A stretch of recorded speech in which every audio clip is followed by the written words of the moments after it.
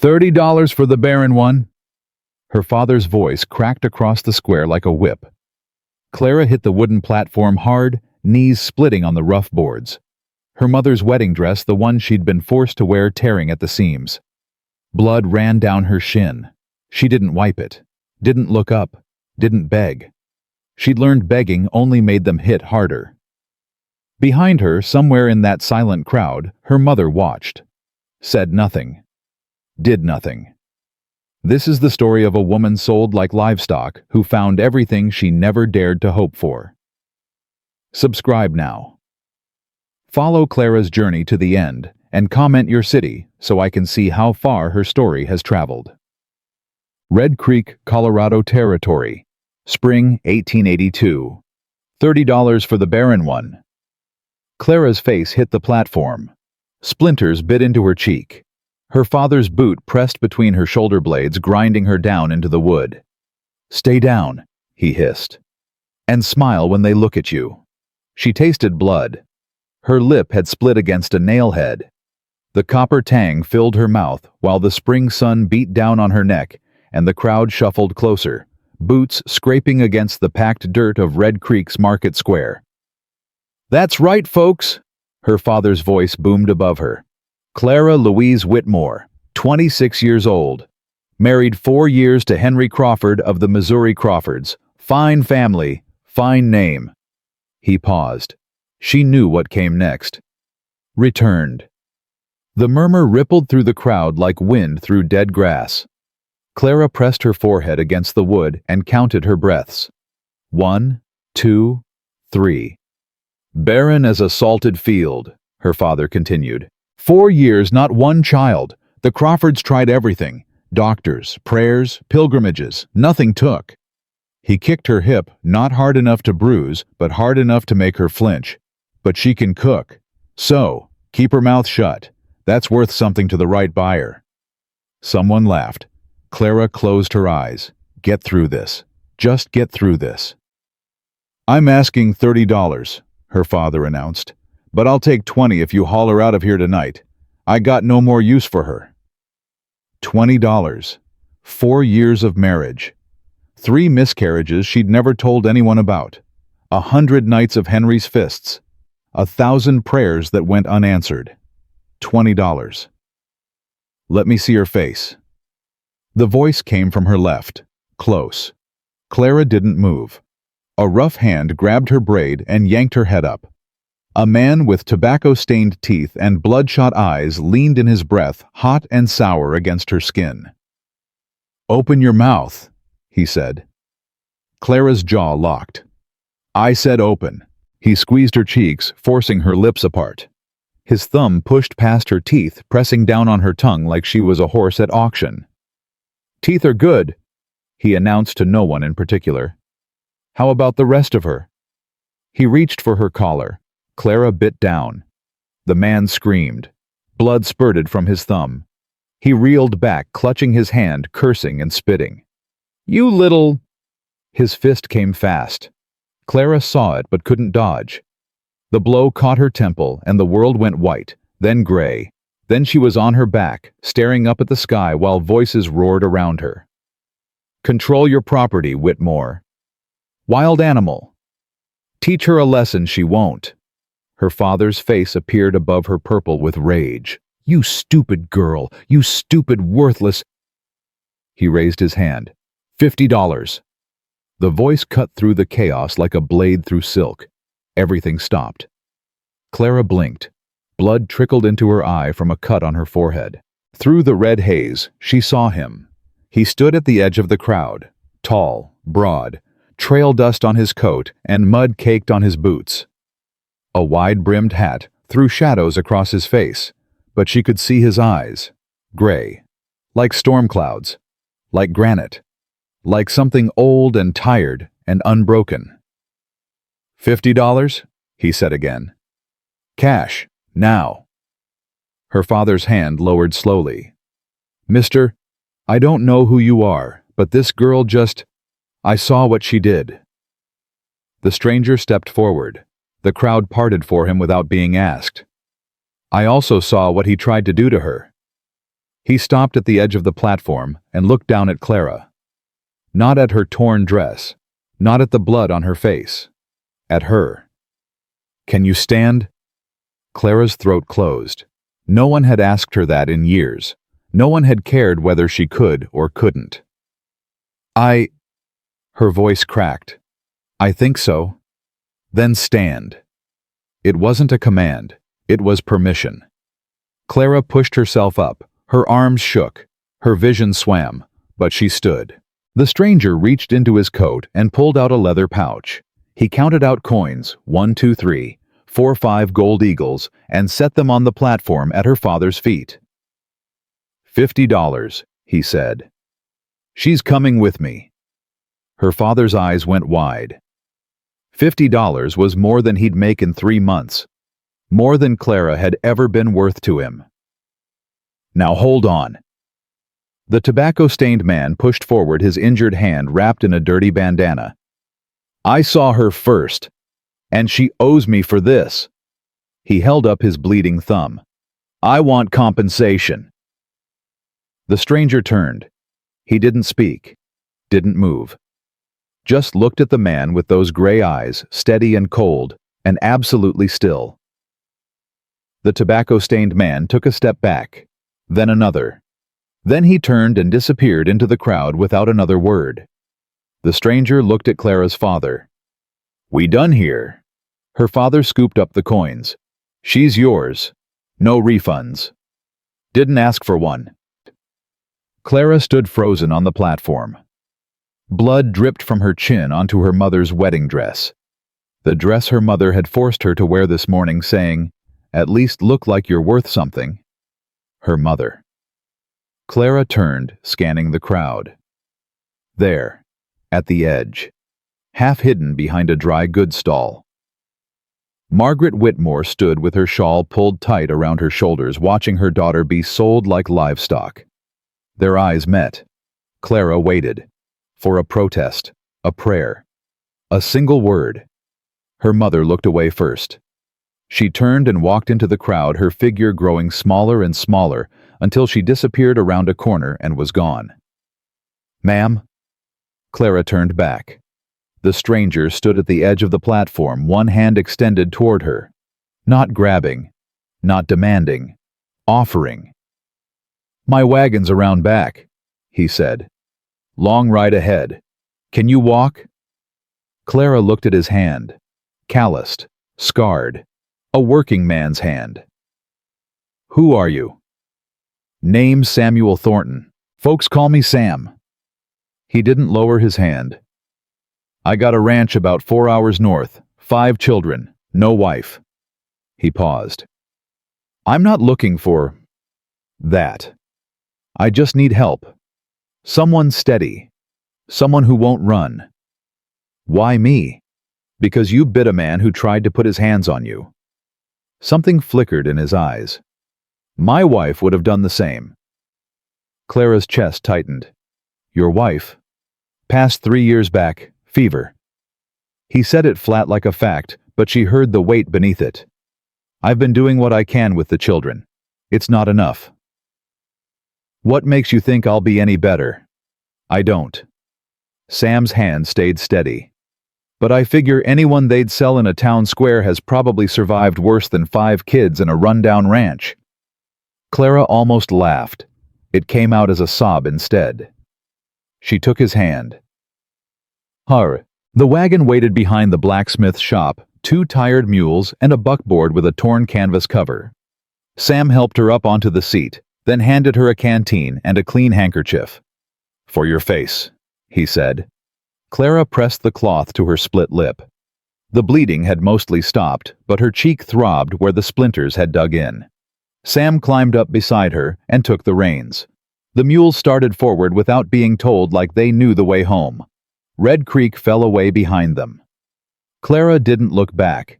They rode in silence for nearly an hour. The prairie stretched out endless and gold broken only by the occasional cluster of cottonwoods along a dry creek bed. The sky was so big it made Clara feel like she was drowning in blue. "Your lip needs stitches." She touched the cut. "It'll heal." I've got a needle and thread at the ranch. Abby's good with wounds. She can... Abby, my eldest, 14. Sam kept his eyes on the road.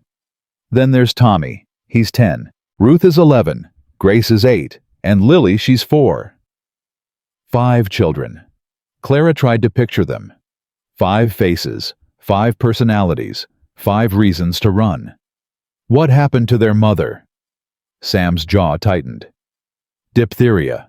Winter of 79. She was fine on Sunday. Dead by Thursday. His voice stayed flat, but his knuckles went white on the reins. I was in town buying feed when it happened. By the time I got back... He didn't finish. Clara understood. I'm sorry. Don't be. Sam loosened his grip on the reins. Being sorry doesn't change anything. Being useful does. They rode on. The sun climbed higher, then started its slow descent toward the mountains. Clara's dress dried stiff with sweat and blood. Her head ached, her lip throbbed. But she didn't complain. She'd survived worse. There, Sam said. Clara looked up. The ranch sat in a shallow valley protected from the wind by a ring of low hills. A 2-story house with a wraparound porch. A weathered gray barn. A chicken coop. A corral with 3 horses and a mule. And on the porch, 5 figures stood in a row, watching the wagon approach. Chug. Sam pulled the mules to a stop and set the brake. He didn't move to get down. They're going to stare, he said quietly. I know. Abby's going to be difficult. She's been running the house since her mother died. She won't want to give that up. I understand. Tommy will test you. He thinks he's the man of the house now. He's not, but he needs to believe it. Okay. Ruth watches everything. She won't say much, but she's keeping score. Grace cries easy and laughs easier. And Lily... He paused. Lily hasn't spoken since her mother died. Clara turned to look at him. Hasn't spoken at all? Not a word. 3 years of silence. Sam's voice cracked just barely. Doctors say there's nothing wrong with her. She just... stopped. Clara thought of her own silences. The nights she'd lain beside Henry Crawford and pretended to be asleep. The days she'd moved through his mother's house like a ghost, speaking only when spoken to. The years she'd swallowed her own voice until she'd almost forgotten she had one. I'll be patient with her, Clara said. Sam nodded. Then he climbed down from the wagon. Clara followed. The children watched her approach. 5 pairs of eyes. 5 different expressions. Abigail, tall for 14, dark hair pulled back, tight arms crossed over her chest. She looked at Clara the way a wolf looks at an intruder. Tommy, sandy-haired, square-jawed, hands shoved in his pockets. He stood with his feet planted wide like he was ready for a fight. Ruth, thin and pale, clutching a worn book to her chest. She didn't look hostile. She looked curious. That was almost worse. Grace, round-faced and fidgety, bouncing slightly on her heels. Her eyes were red like she'd been crying, but a smile kept tugging at the corners of her mouth.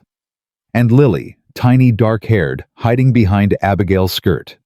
She clutched a faceless cloth doll in one hand. Her thumb hovered near her mouth. Her eyes were huge and empty. Sam stepped onto the porch. Everyone, this is Clara. She's going to be staying with us. Silence. Then Abigail spoke. What happened to her face? She got hurt. How? That's her business. If she's staying in our house, it's my business too. Sam's jaw tightened. Clara stepped forward before he could respond. A man in town didn't like being told no, she said. So he hit me. And before that my father pushed me off a platform. And before that my husband used to... She stopped, took a breath. I've been hit a lot, by a lot of people. But I'm still standing, and I'm still here. The children stared at her. Your father sold you, Grace whispered, for $50. That's terrible. Yes, it is. Grace's eyes welled up with tears. Are you sad? Clara considered the question. Sad wasn't the right word. Sad was for people who still had hope. Sad was for people who expected things to be different. "I'm tired," she said finally, "but I'm not giving up." Grace nodded slowly like this made sense to her, but Abigail wasn't satisfied. "Why would Pa buy a stranger? We don't need anyone. We've been doing fine." "Have you?" Clara asked. Abigail's face flushed. "What's that supposed to mean?" "It means I can see the patches on your brother's shirt where someone mended it wrong. I can see the burn marks on your sister's fingers from trying to cook on a stove that's too big for her. I can see the circles under your eyes from staying up late doing the work your mother used to do." Abigail's mouth opened, closed, opened again. "You don't know anything about our mother." "No," Clara agreed. "I don't. But I know what it looks like when a child is carrying a weight that's too heavy for them, because I carried it too." The porch went quiet. Then Ruth spoke, her voice soft and precise. "What happened to you before the selling?" Clara looked at the girl with the book. "I got married when I was 18, to a man I didn't choose. I tried to give him children. I couldn't. He blamed me. His family blamed me. When he found a younger wife who could give him what he wanted, they threw me out. My parents took me back, but only so they could sell me to someone else." "That's awful," Ruth said. "Yes." "Did you love him? Your husband?" "No." Clara didn't hesitate. "But I tried to be a good wife anyway. I tried to be enough." She paused. "I learned that trying doesn't always matter. Some people will hurt you no matter what you do." Ruth nodded slowly, like she was filing this information away. Tommy spoke for the first time. "Can you shoot?" Clara blinked. "What?" "A gun. Can you shoot one?" No. I've never held a gun." Tommy snorted. "Then what good are you?" "Tommy." Sam's voice was sharp. "It's a fair question, Pa. If she can't shoot, she can't protect us. And if she can't protect us—" "I can cook," Clara interrupted.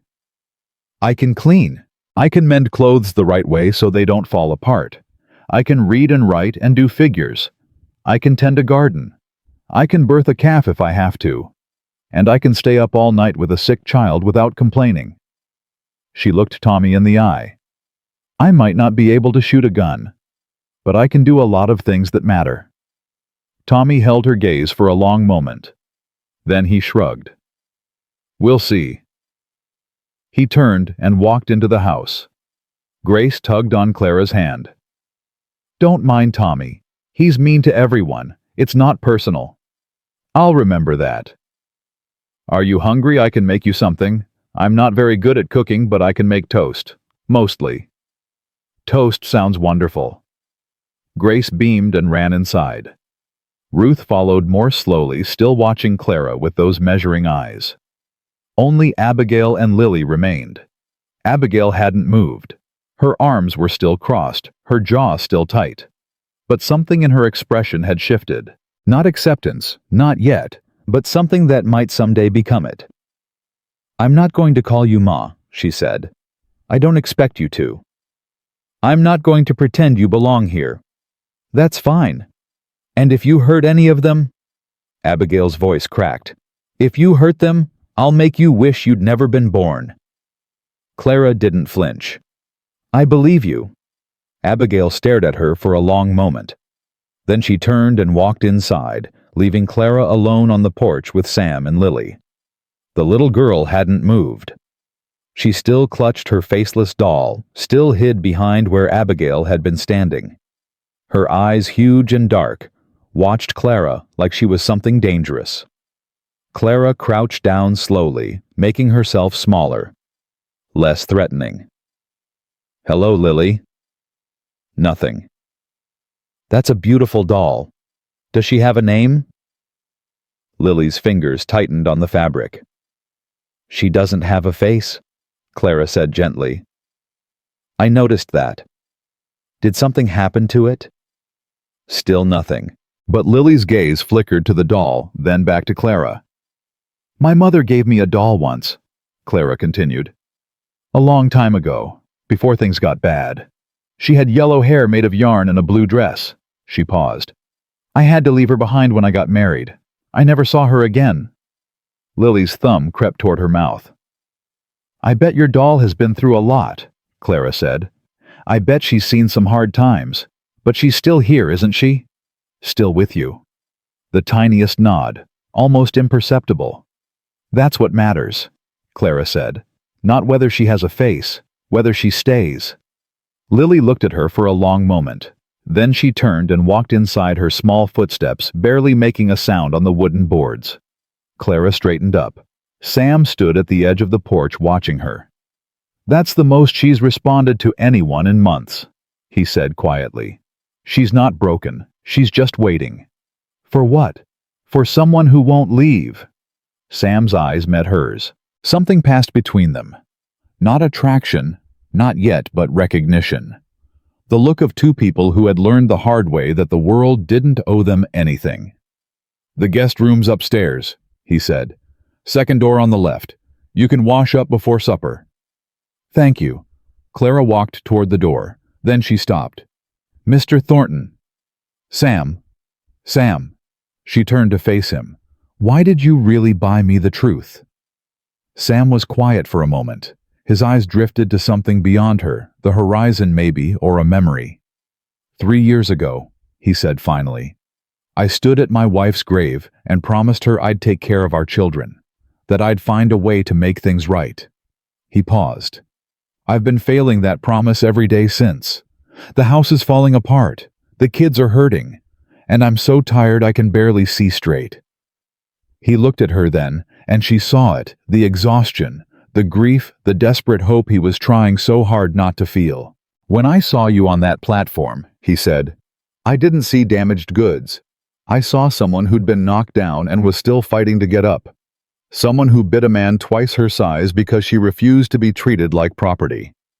His voice roughened. I figured if anyone could help me keep my promise, it might be someone like that. Clara's throat tightened.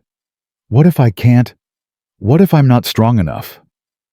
Then we'll figure it out together. Sam's voice was steady. But I don't think you're as weak as you believe you are, and I'm willing to bet on that. Clara didn't know what to say. No one had ever bet on her before. No one had ever looked at her and seen something worth saving. She nodded once, not trusting her voice, and walked inside. The house smelled like wood smoke and lye soap and something burning in the kitchen. Clara followed the scent to its source. Grace stood at the stove, desperately trying to scrape charred bread off a cast-iron pan. Smoke billowed around her small figure. Oh no, oh no, oh no. Here. Clara crossed the kitchen and took the pan from her hands. Let me. She carried it to the basin and poured water over it. The sizzle and steam filled the small room. I'm sorry, Grace said, her eyes welling up. I was trying to make toast for you and I forgot to watch it, and it's all right. No, it's not. I ruin everything. Abby always says I shouldn't be allowed in the kitchen because I break things and burn things. And Grace. Clara crouched down to the girl's level. Look at me.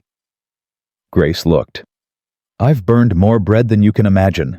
I've spilled soup and dropped plates and started at least one kitchen fire that nearly burned down a house. Clara smiled.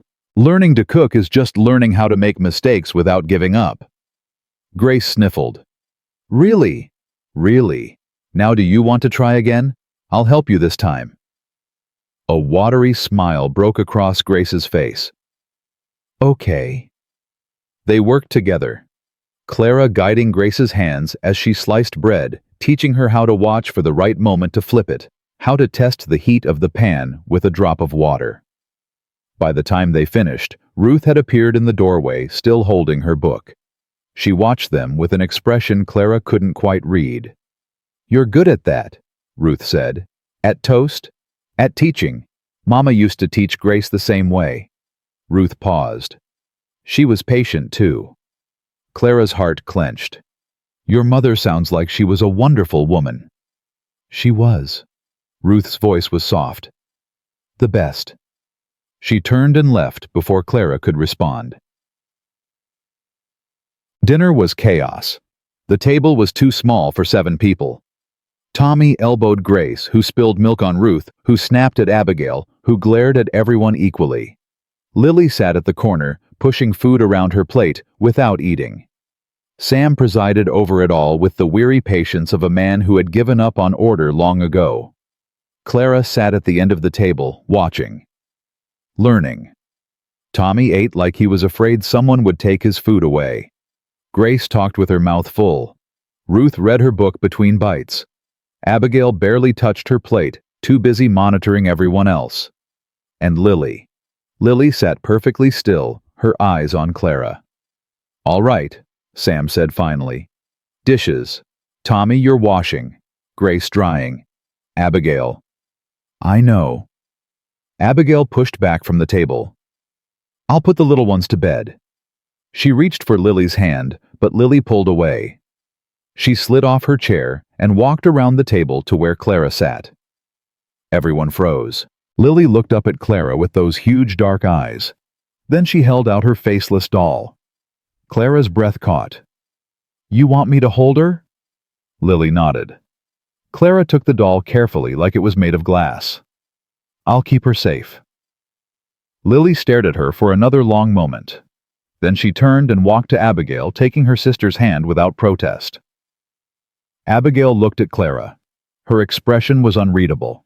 Then she led Lily upstairs. Sam waited until they were gone. Then he leaned back in his chair and let out a long breath.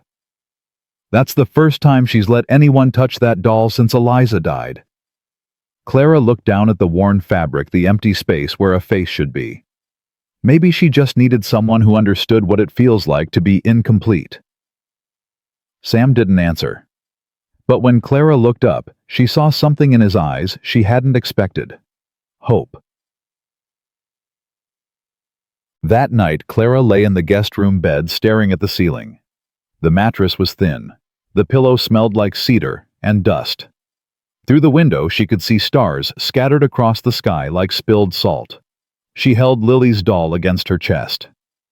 Downstairs, she could hear Sam moving around the creak of floorboards, the clatter of dishes being put away, the low murmur of his voice as he spoke to someone. Himself, maybe. Or the ghost of his wife. Clara closed her eyes. 24 hours ago, she had been lying in her parents' house wondering if she would survive another day. 12 hours ago, she had been sold in a town square like livestock. Now she was here, in a stranger's house, holding a silent girl's faceless doll, surrounded by 5 children who didn't know if they wanted her to stay or go. She should be terrified. She should be planning her escape. But as she lay there in the darkness, listening to this broken house breathe around her, Clara felt something she hadn't felt in years. Not safety, not yet, but possibility. And for now, possibility was enough. Morning came with the smell of smoke. Clara's eyes snapped open.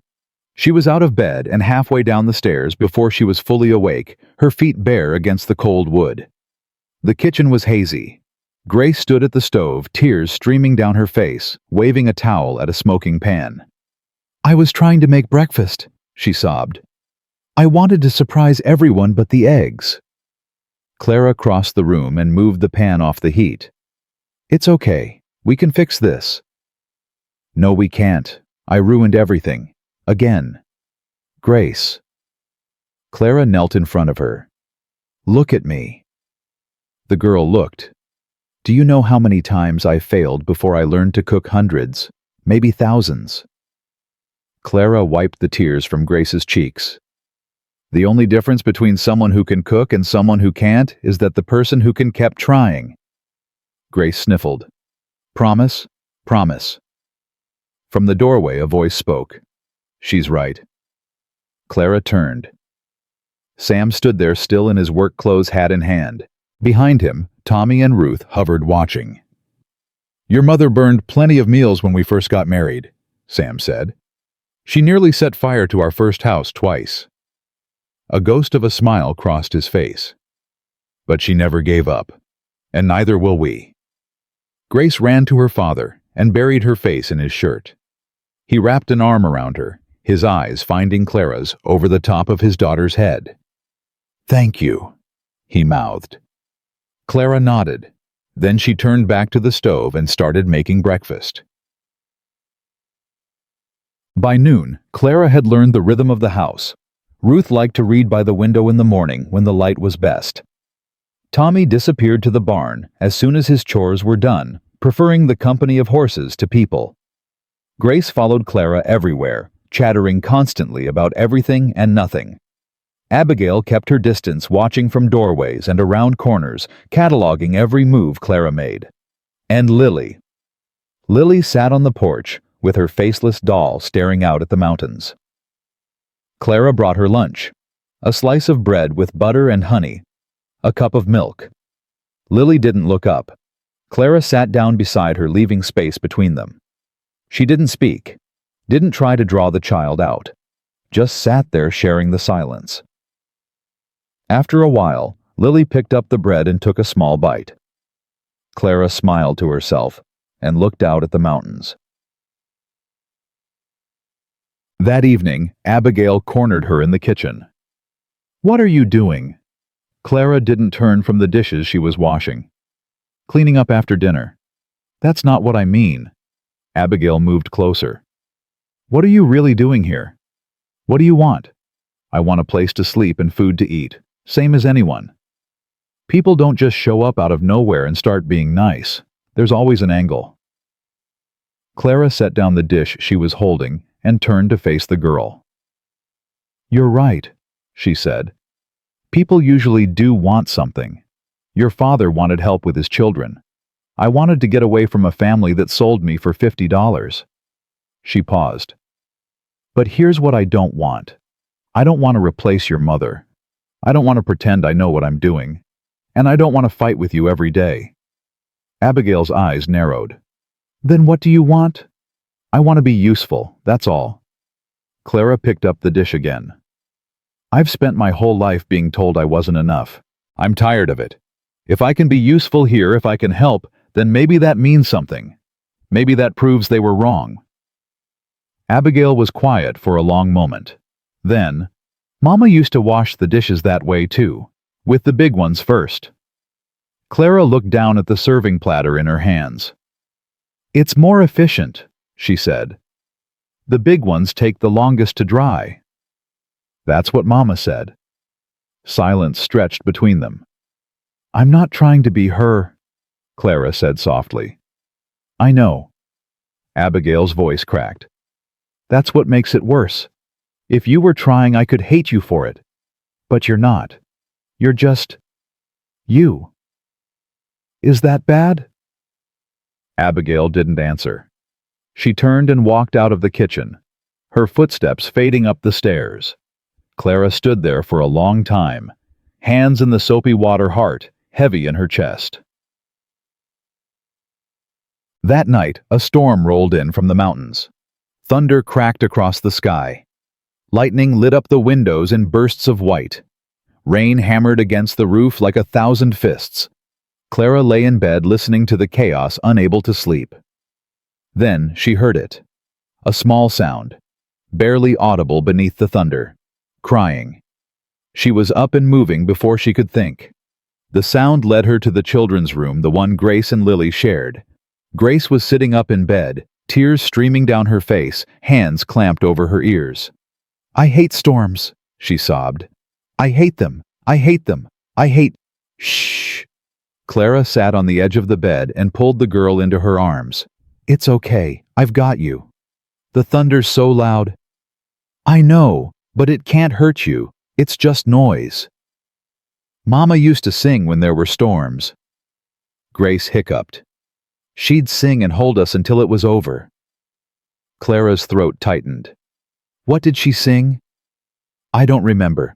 I try to remember, but I can't." "Shh. It's okay. It's okay not to remember." She rocked Grace gently, humming a tune her own mother had sung once long ago before everything went wrong. A simple melody, nothing special. But Grace's sobs quieted. Her breathing steadied. Her grip on Clara's arm loosened. And across the room in the other bed, Lily lay watching with those huge dark eyes. Clara hummed until both girls were asleep. Then she crept back to her room and lay down in the darkness, listening to the storm fade into the distance. Tomorrow would bring new challenges, new tests, new chances to fail. But tonight, just for tonight, she had done something right. And maybe that was enough. The storm had passed by morning, leaving the ground muddy and the air thick with the smell of wet earth. Clara woke before dawn, her body still trained to rise early from years in the Crawford household. She lay still for a moment, listening to the unfamiliar sounds of this new house.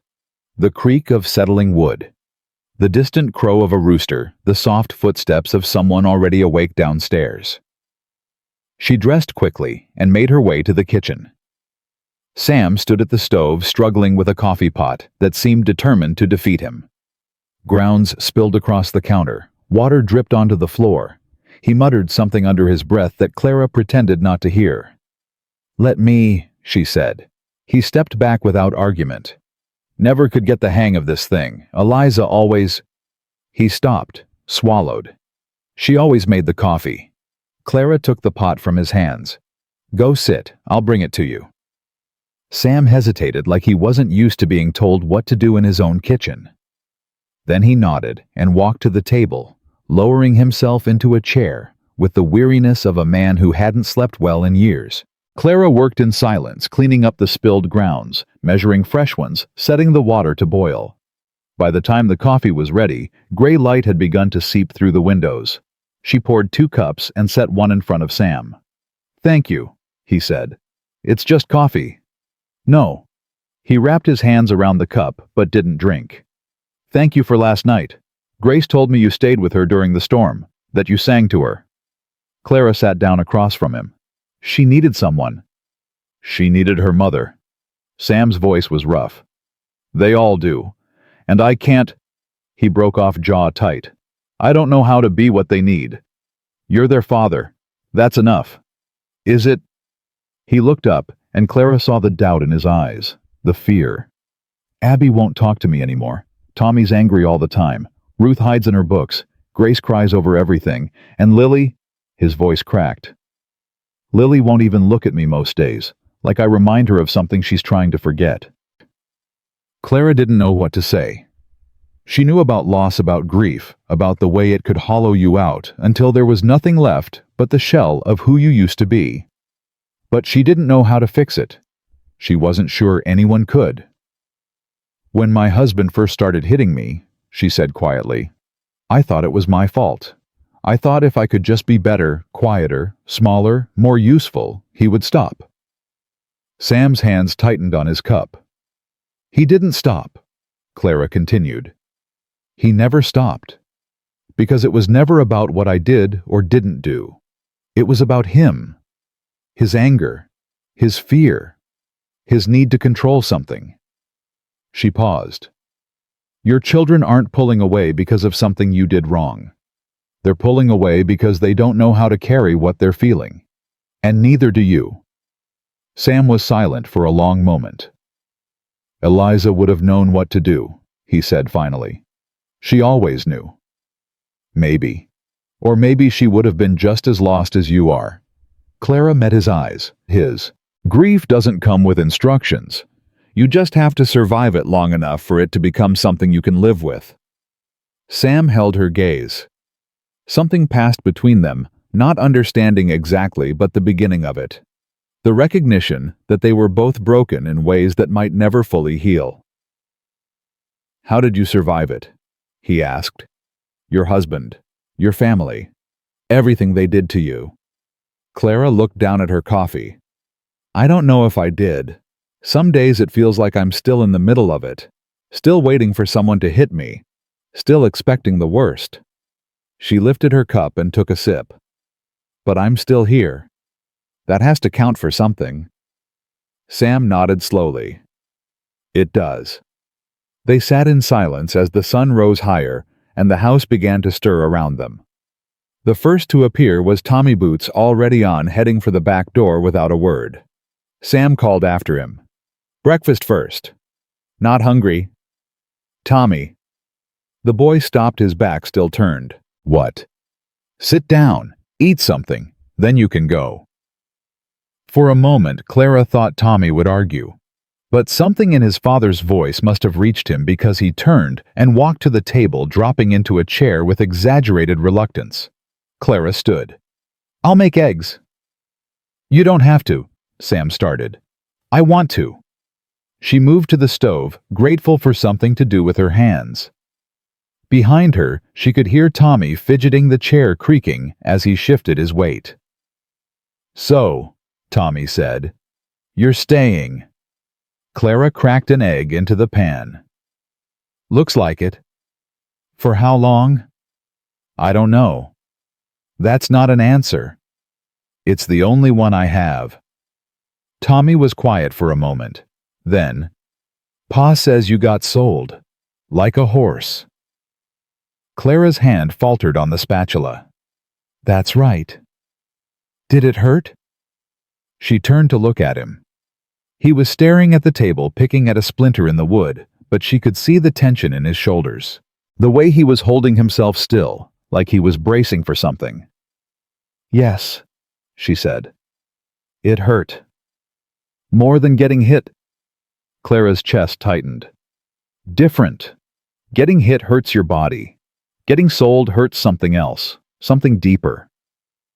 Tommy nodded slowly, like this made sense to him. "Ma used to say that words could hurt worse than fists," he said quietly. "I didn't understand what she meant, but I think I do now." Clara turned back to the stove, blinking hard. "Your mother sounds like she was very wise." "She was." Tommy's voice cracked. "She was the best." The eggs finished cooking in silence. Clara divided them onto 2 plates and set one in front of Tommy, one in front of Sam. Then she started cleaning up, giving them space. She heard Tommy mutter something to his father, heard Sam's low response, then the scrape of a chair, the thud of boots, and the back door opening and closing. Sam appeared at her elbow. "He ate everything." "Good." "That's more than he's eaten in days." Sam paused. "What did you say to him?" "The truth." Clara rinsed the pan and set it aside.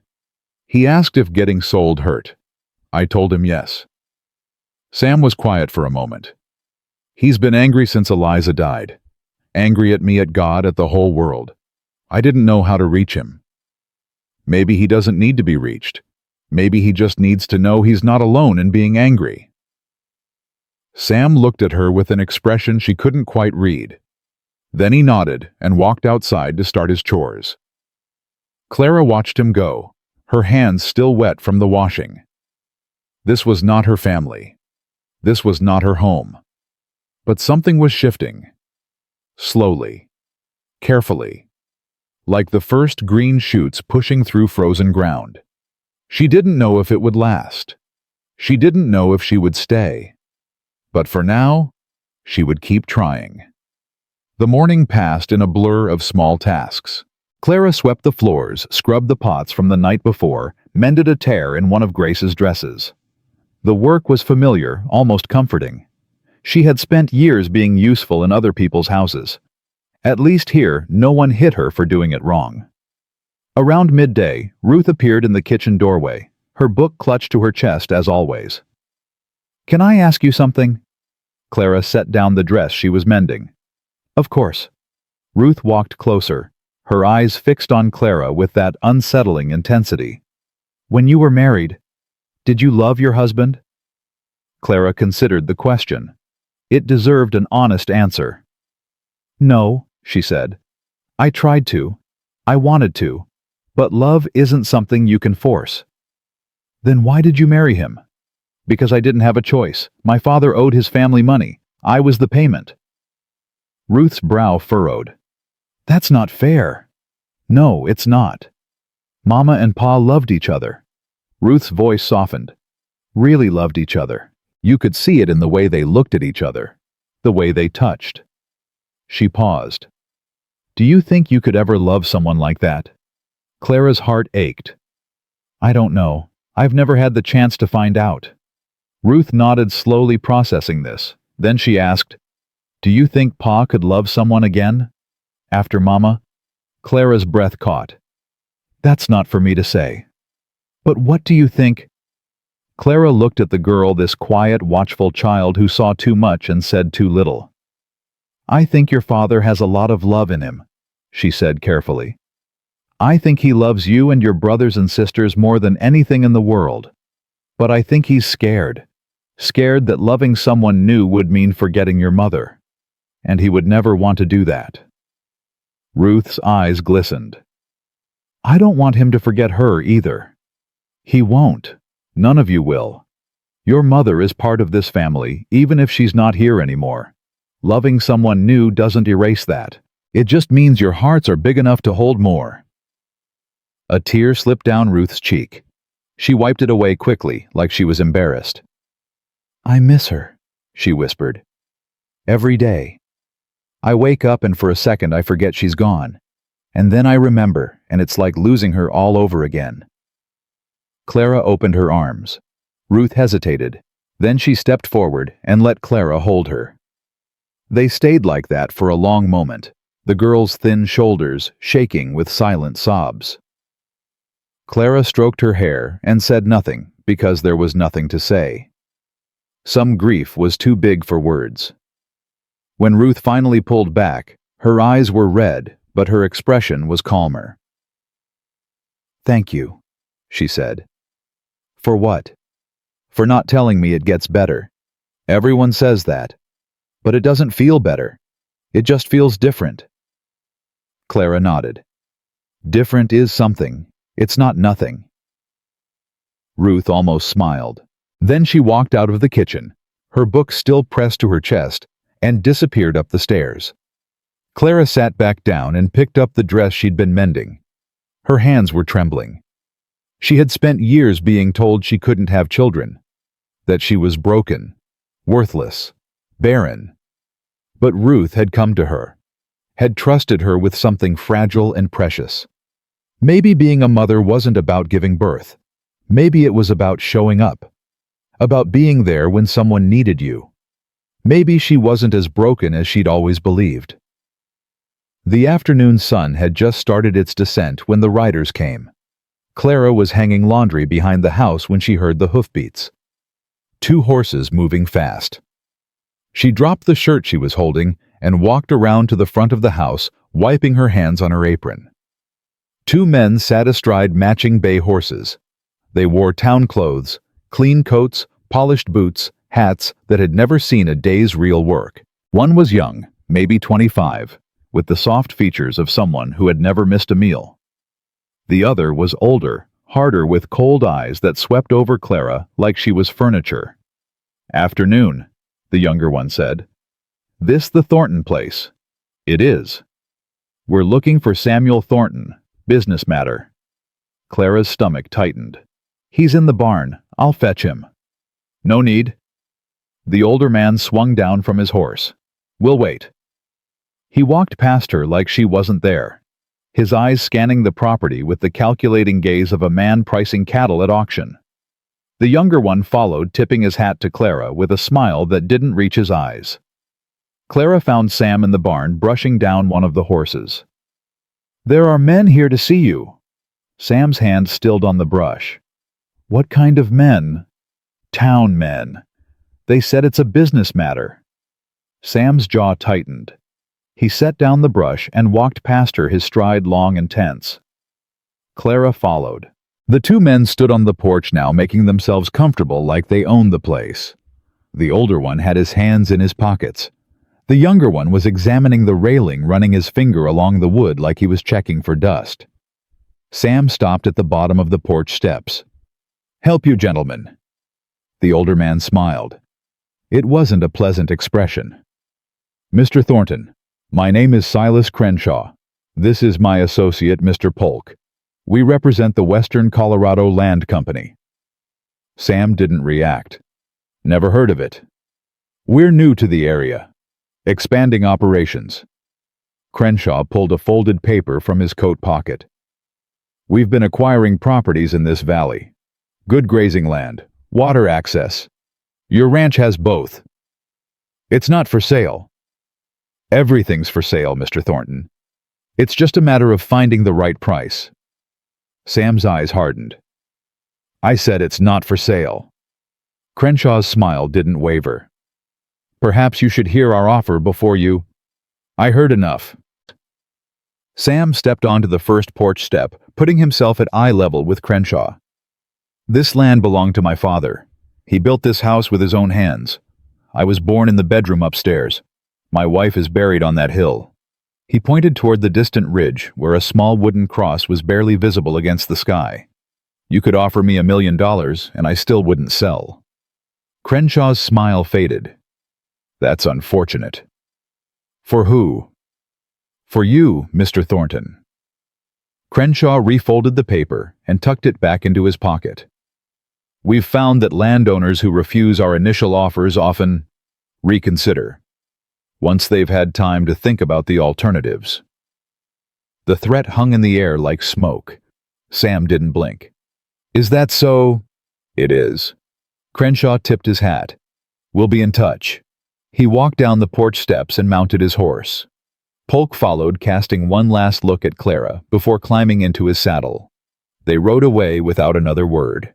Sam stood on the porch watching until they disappeared over the ridge. His hands were clenched at his sides, the knuckles white. Who were they? Clara asked. Trouble. What kind of trouble? Sam turned to look at her. His expression was grim. The kind that doesn't go away on its own. He walked back toward the barn without another word. Clara stayed on the porch, staring at the empty road where the riders had vanished. She had escaped one kind of danger only to find herself in the middle of another. That night, dinner was quieter than usual. The children sensed something was wrong. Clara could see it in the way they glanced at their father, the way they picked at their food without really eating. Tommy broke the silence first. Who were those men, Pa? Sam set down his fork.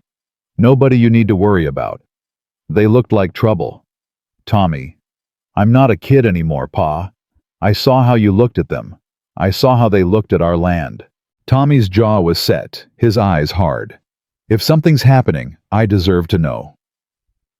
Sam was quiet for a long moment. Then he sighed. They want to buy the ranch. I told them no. That's the end of it. Is it? Abigail spoke up from her end of the table. Because that man, the older one, he looked at this place like he was already planning what to do with it. He can plan all he wants. This land isn't going anywhere. But what if... Enough. Sam's voice was firm, but not angry.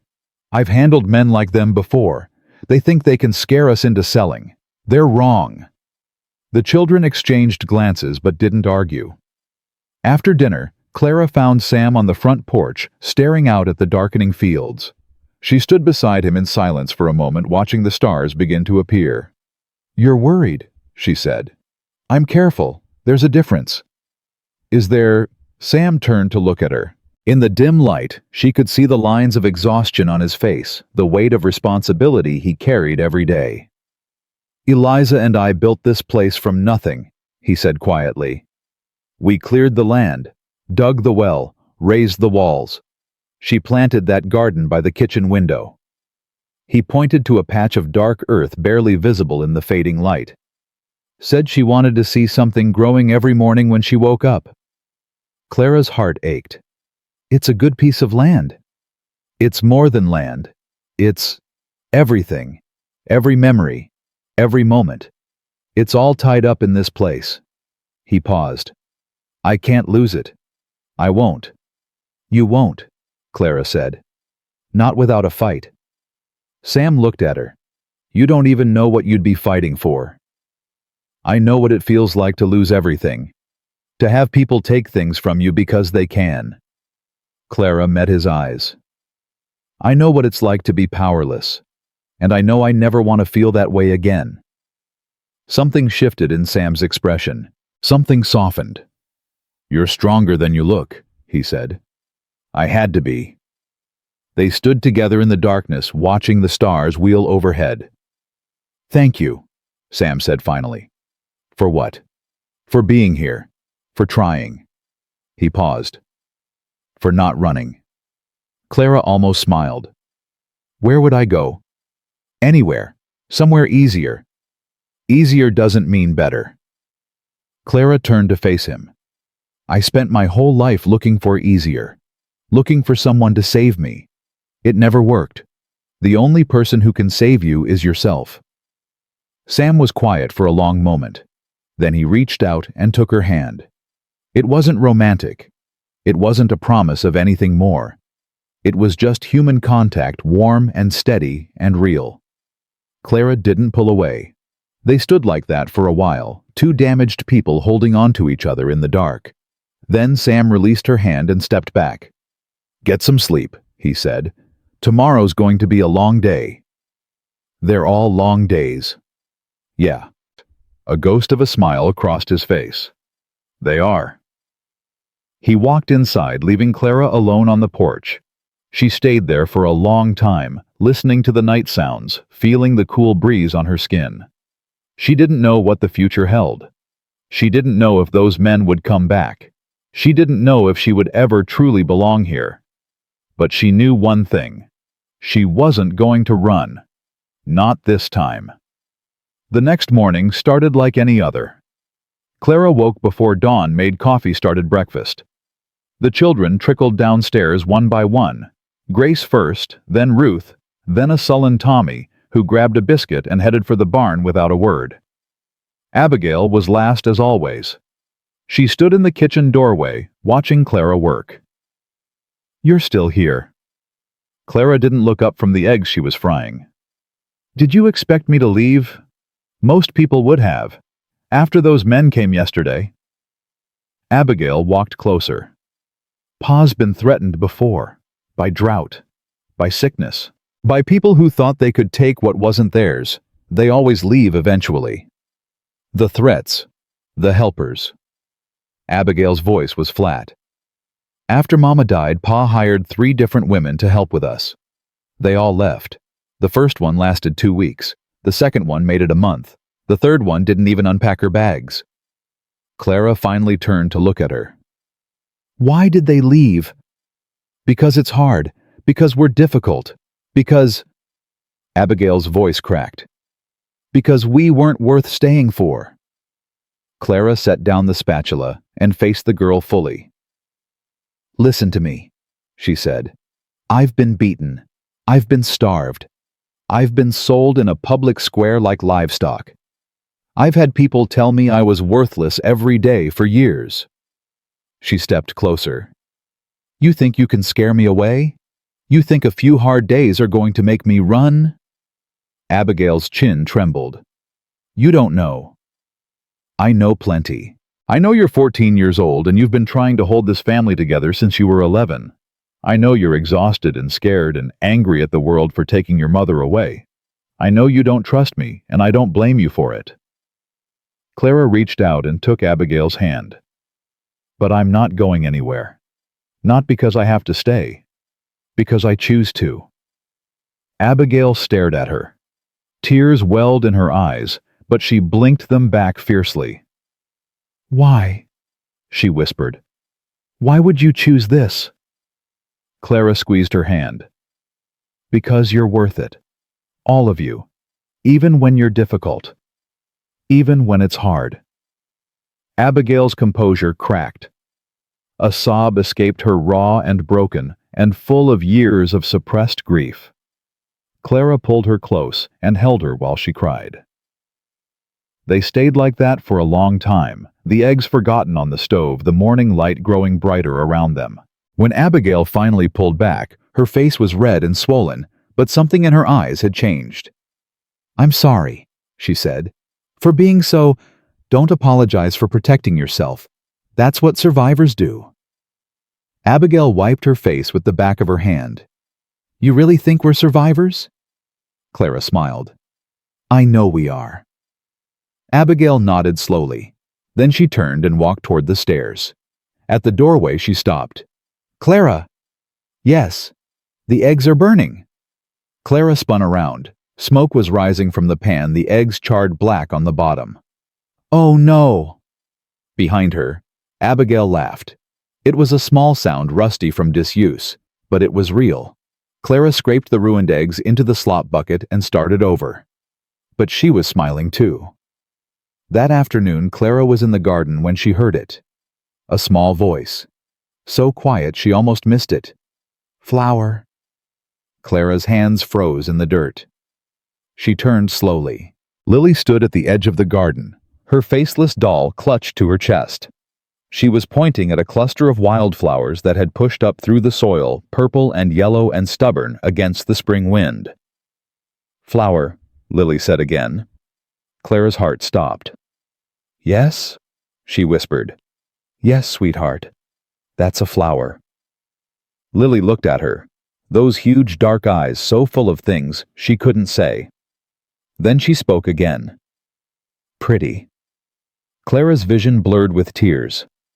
She opened her arms. Lily walked forward slowly, carefully, like she was approaching something wild. Then she climbed into Clara's lap and pressed her face against Clara's shoulder. Clara held her tight. The small body was warm and trembling slightly, like a bird that had finally found a safe place to land. "Pretty," Lily whispered again. "Yes," Clara said, her voice breaking. "You're pretty too." They sat there in the garden, surrounded by flowers and dirt and spring sunshine. And for the first time in 3 years, Lily Thornton spoke.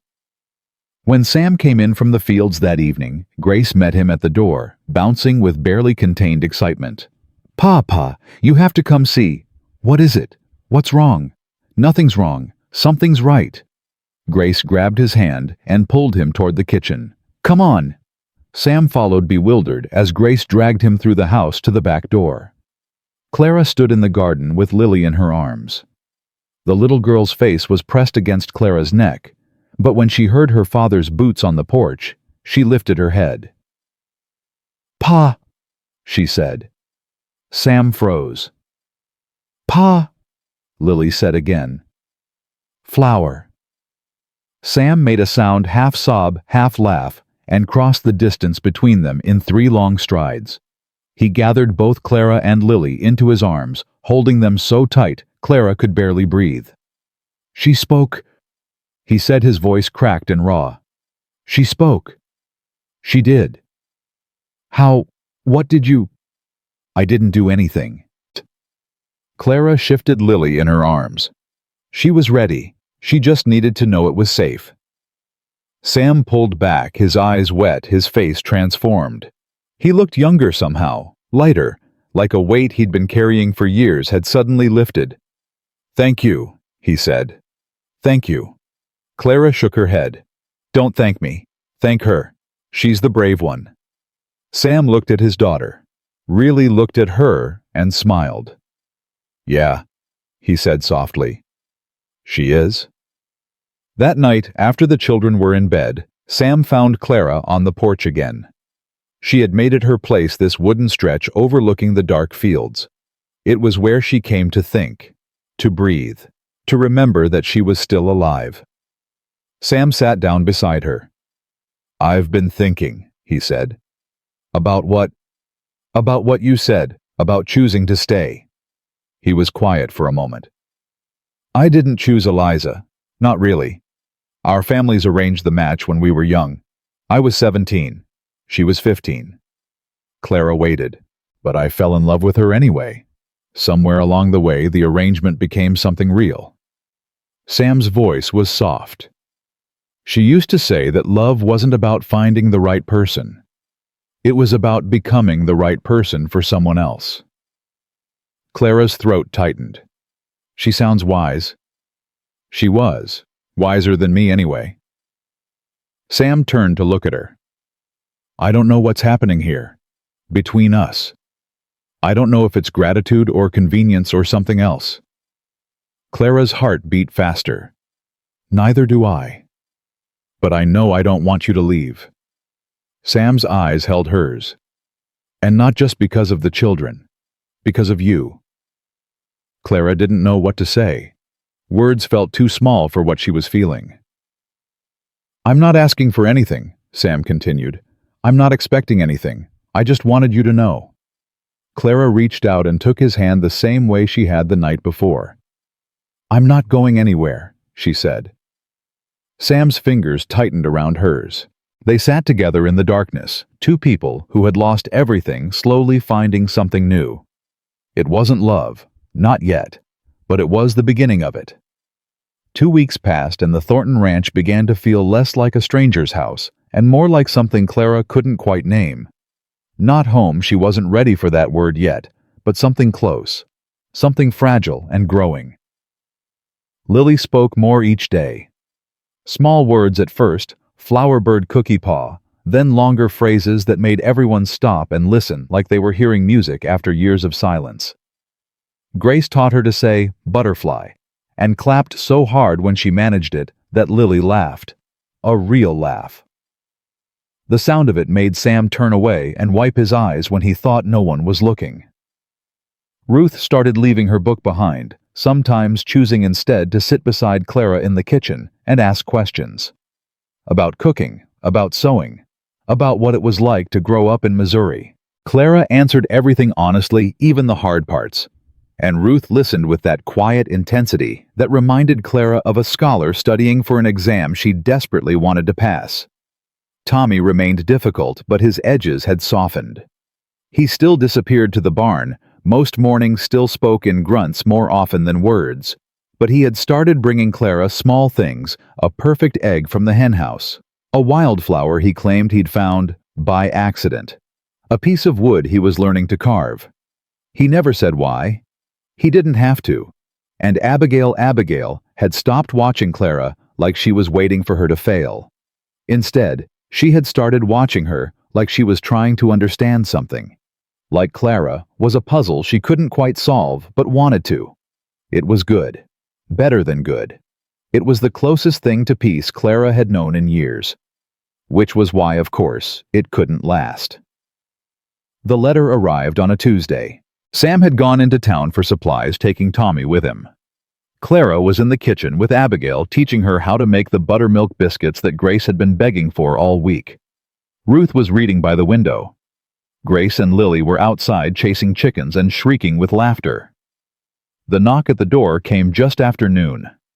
Clara wiped her hands on her apron and walked to answer it, expecting a neighbor maybe, or one of the ranchers Sam had mentioned lived over the ridge. It wasn't a neighbor. The woman standing on the porch was perhaps 50, dressed in black silk that had no business being anywhere near a working ranch. Her hair was silver-streaked and pulled back so tight it seemed to stretch her face. Her eyes were pale blue and cold as winter sky.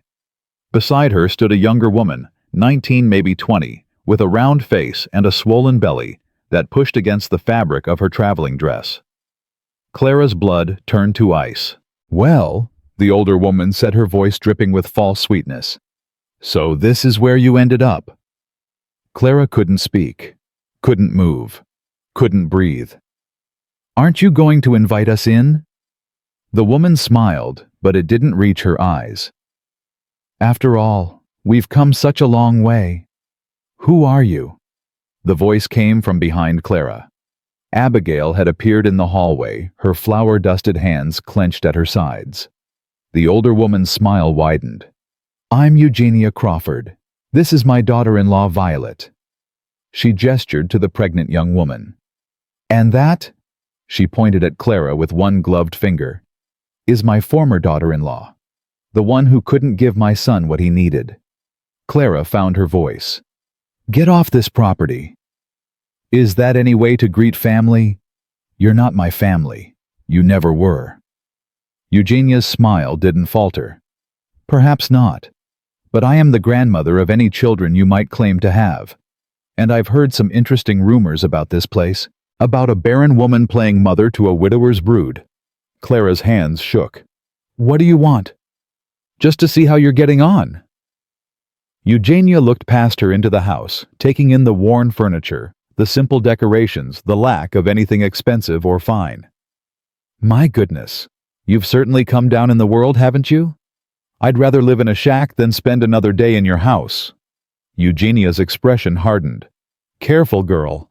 You may have found some fool willing to take you in, but that doesn't change what you are. Damaged goods. A barren field that no amount of planting will ever make fertile. That's enough. Ruth had appeared beside Abigail, her book forgotten, her face pale with anger. "Who are you to talk to her like that?" Ruth demanded. "You don't know anything about her." Eugenia raised an eyebrow. "And who might you be?" "I'm Ruth Thornton. This is our home, and you're not welcome here." Violet spoke for the first time, her voice high and petulant. "You see, Mother Crawford, I told you this would be a waste of time. She's already poisoned them against us." "I haven't said a word about you," Clara said. "I didn't need to." Eugenia's smile returned sharper now. "Well, I can see we've interrupted something. We'll be staying in town for a few days, at the hotel. Perhaps we can have a more civilized conversation later." She turned to go, then paused. "Oh, and Clara, I wouldn't get too comfortable here. The Crawford family has a long memory, and we always collect what we're owed." She walked down the porch steps, Violet trailing behind her. A hired carriage waited at the end of the path. They climbed in without looking back. Clara stood frozen in the doorway until the carriage disappeared over the ridge. Then her knees gave out. Abigail caught her before she hit the floor. "Clara, Clara, I'm fine." Clara's voice came out strangled. "I'm fine. I just need—" "You're shaking." I know. Just give me a minute." Abigail helped her to a chair. Ruth brought water. Grace and Lily appeared in the doorway, their laughter dying as they saw Clara's face. "What happened?" Grace asked. "Who were those people?" Clara couldn't answer. The room was spinning. Her chest felt tight, like someone was pressing down on her ribs. "Grace, take Lily outside," Abigail said. Her voice was calm, but firm, the voice of someone used to taking charge in a crisis. "But now." Grace obeyed, leading Lily out the back door, with worried glances over her shoulder. Ruth knelt beside Clara's chair. "Who were they? Really?" Clara closed her eyes. "My husband's family. His mother. His new wife. The ones who threw you out." "Yes." Ruth's jaw tightened. "What do they want?" "I don't know." Clara's voice was barely a whisper. "To hurt me. To remind me what I am. To make sure I never forget." "Forget what?" "That I don't deserve this. Any of this." Clara's eyes opened, and they were bright with tears she refused to let fall. "That I'm not good enough. That I'll never be good enough." Abigail crouched down in front of her, forcing Clara to meet her eyes. "Listen to me," Abigail said. "I don't care what those women said. I don't care what they think. You've been here less than a month, and you've done more for this family than anyone else has in 3 years. Abigail." "No, let me finish." Abigail's voice cracked, but she kept going. "You made Lily talk. You made Grace laugh without crying. You made Ruth put down her book. You made Tommy bring you flowers, even though he'll never admit it." She swallowed hard. "You made me believe that maybe things could be okay again." Clara stared at her. "You are not what they say you are," Abigail said fiercely. "Do you hear me? You're not." Clara's composure broke. The tears she'd been holding back spilled down her cheeks. Abigail pulled her into a hug, awkward and unpracticed but fierce. "Thank you," Clara whispered. "Don't thank me. Just don't leave." "I won't." "Promise." Clara held her tighter. "I promise." Sam returned an hour later to find Clara in the kitchen mechanically kneading bread dough, her face blotchy and her eyes red. He knew immediately that something was wrong. "What happened?" Clara didn't stop kneading. "We had visitors." "Who?"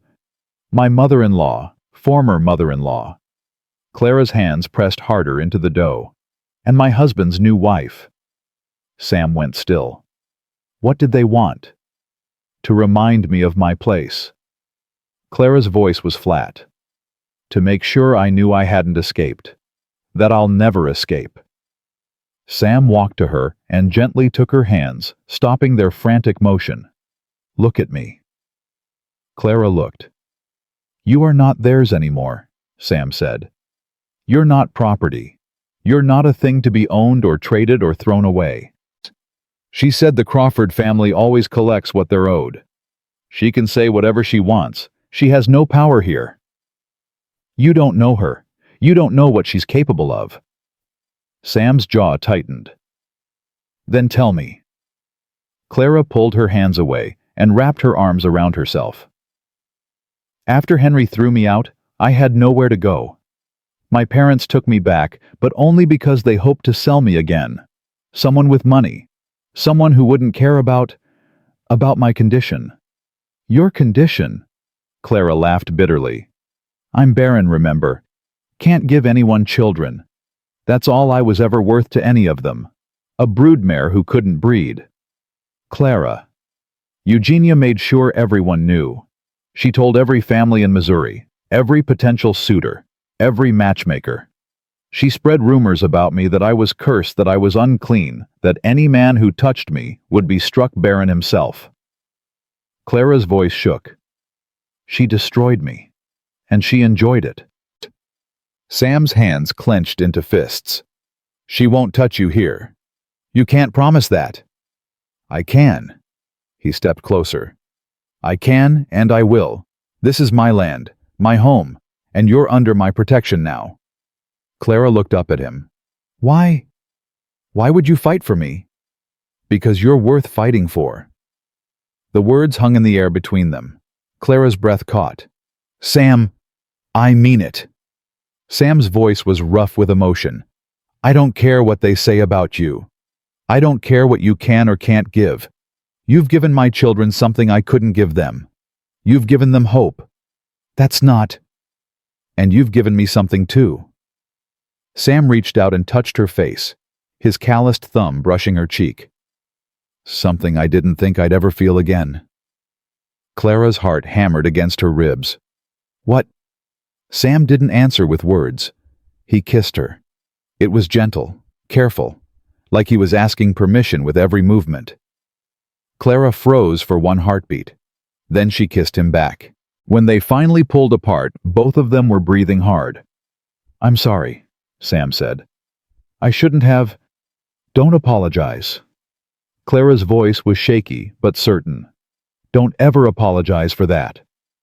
Sam's eyes searched hers. Are you sure? No. Clara almost laughed.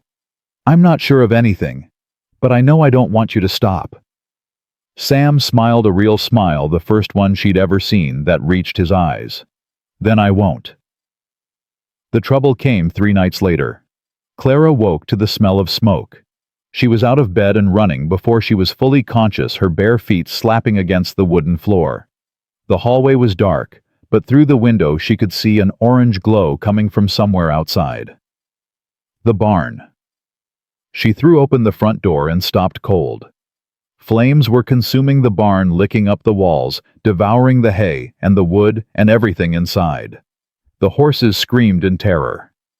The smoke billowed thick and black against the night sky, and standing at the edge of the firelight watching it burn was a figure in a dark coat. Silas Crenshaw. He saw Clara and tipped his hat, a smile playing at his lips. Then he turned and walked into the darkness, vanishing like he'd never been there at all. Pa!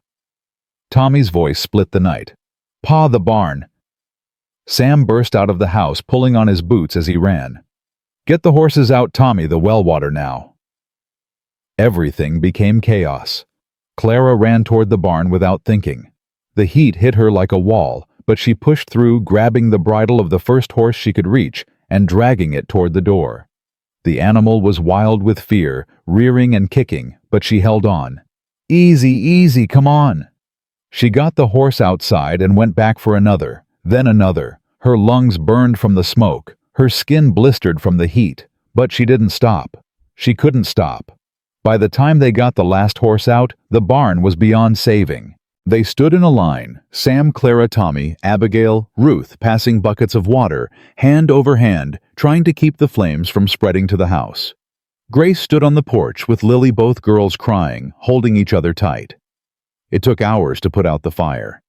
When it was finally over, the barn was nothing but smoking ruins. The smell of burned wood and charred hay hung thick in the air. Sam stood at the edge of the destruction, his face black with soot, his hands raw from the bucket handles. Clara walked to him. "Crenshaw," she said. "I saw him. He was watching it burn." Sam's jaw tightened. "I know. He did this because you wouldn't sell." "I know." Clara touched his arm. "Sam, maybe we should—" "No." The word came out hard and sharp. "I'm not selling. I'm not running. This is my land, my home. If he wants it, he'll have to take it from my dead hands." "Sam?" "I mean it, Clara." He turned to face her, and she saw something in his eyes she hadn't seen before. Not fear, not despair. Fury. "He can burn my barn. He can kill my livestock. He can do whatever he wants. But I will not let him win." Clara looked at the ruins of the barn, at the traumatized horses, at the children huddled on the porch, their faces streaked with tears and soot. She thought about running, about leaving, about finding somewhere safer, somewhere easier. Then she thought about what Eugenia had said, about always collecting what she was owed. If Clara ran now, she would be running forever. "Then we fight," she said. Sam looked at her. I told you I'm not leaving." Clara's voice was steady. "I meant it." Sam reached out and took her hand. His grip was tight, almost painful, but she didn't pull away. "Together," he said. "Together." They stood in front of the burned barn, holding hands, watching the smoke rise into the night sky. It wasn't a promise, it wasn't a plan, but it was a choice. And for the first time in her life, Clara had made it herself. The next morning, the children gathered in the kitchen, while Sam laid out the situation in plain terms. He didn't sugarcoat it, didn't try to protect them from the truth. "The men who came before the ones who wanted to buy our land, they burned the barn. They're going to keep pushing until we either sell or leave." "So what do we do?" Tommy asked. "We rebuild. We stand our ground. And we don't let them scare us." "What if they come back?" Grace's voice was small and frightened. "What if they burn the house next?" Sam knelt down in front of her. "I won't let that happen." "But what if you can't stop them?" Clara stepped forward. "Then we stop them together. All of us." Grace looked up at her. "How?" "By being stronger than they think we are. By refusing to give up." Clara looked around the room at each of the children in turn. "I know you're scared. I'm scared too. But fear doesn't have to mean running. It can mean fighting. It can mean standing up for what matters." Abigail spoke quietly. "What if we lose?" Clara met her eyes. "Then we lose together. But we won't go down without trying." The room was silent for a long moment. Then Lily, little Lily, who had been silent for 3 years, spoke up. "I want to stay." Everyone turned to look at her. "Home," Lily said. Her voice was small but clear. "This is home." Sam's eyes glistened. He pulled Lily into his arms and held her tight. "That's right, sweetheart," he said, his voice rough. "This is home, and we're going to protect it." Tommy stood up, his jaw set. "Tell me what to do." Sam looked at his son, at all his children, at Clara. "We start rebuilding today," he said, "and we don't stop until it's done." They worked through the morning, clearing debris from the burned barn, salvaging what they could, making plans for reconstruction. Neighbors arrived, the ones Sam had mentioned, the families from over the ridge, bringing tools and supplies, and the quiet solidarity of people who understood what it meant to fight for your land. By noon, the framework for a new barn was already taking shape. Clara worked alongside the others. Her hands blistered and her back aching, but she didn't complain. She was part of this now, part of them. That afternoon, while the men raised the walls and the women prepared food for the workers, Clara slipped away to the small hill where Eliza Thornton was buried. The grave was simple, a wooden cross with her name carved into it, A small fence to keep the animals out, wildflowers growing around the base. Clara knelt in the dirt. "I don't know if you can hear me," she said quietly. "I don't know if you're watching. But I wanted you to know I'm not trying to replace you. I could never replace you." The wind stirred the wildflowers. "Your children are amazing, all of them. They're strong and brave and so full of love even when they're hurting." Clara's voice cracked. "And Sam is—" She stopped, swallowed. "I think I'm falling in love with him," she whispered. "And I don't know if that's okay. I don't know if you'd hate me for it or understand." The wildflowers swayed gently. "I just wanted you to know that I'll take care of them, as best I can, for as long as they'll let me." Clara wiped her eyes. "I promise." She stayed there for a while longer, saying nothing, just sitting with the silence. Then she stood, brushed the dirt from her dress, and walked back to join the others. There was work to be done, and she wasn't going to let them do it alone. The new barn rose from the ashes in 3 weeks. Neighbors came from miles around, families Clara had never met. Men who shook Sam's hand and rolled up their sleeves without being asked. Women who brought casseroles and cornbread and sat with the children while their husbands worked. By the time the last nail was hammered and the last board was set, Clara understood something she hadn't before. This wasn't just Sam's fight, it was everyone's. Crenshaw and his men hadn't returned since the fire. The silence should have been comforting. Instead, it felt like the stillness before a storm, the kind that made horses nervous and dogs whine at nothing. Clara couldn't shake the feeling that something worse was coming. She was right. The summons arrived on a Friday morning, carried by a nervous young deputy who couldn't meet Sam's eyes. "Mr. Thornton, ma'am." He handed over a folded paper. "You're required to appear before Judge Harrison on Monday. Something about a property dispute." Sam's face went hard. "Property dispute. This land has been in my family for 30 years. I'm just delivering the paper, sir. I don't know the details." Clara watched the deputy ride away, her stomach churning with dread. Sam unfolded the summons and read it in silence. His jaw tightened with every line. "What does it say?" Clara asked. "Crenshaw's filed a claim. Says he purchased this land from the previous owner before my father ever staked it." Sam crumpled the paper in his fist. "It's a lie.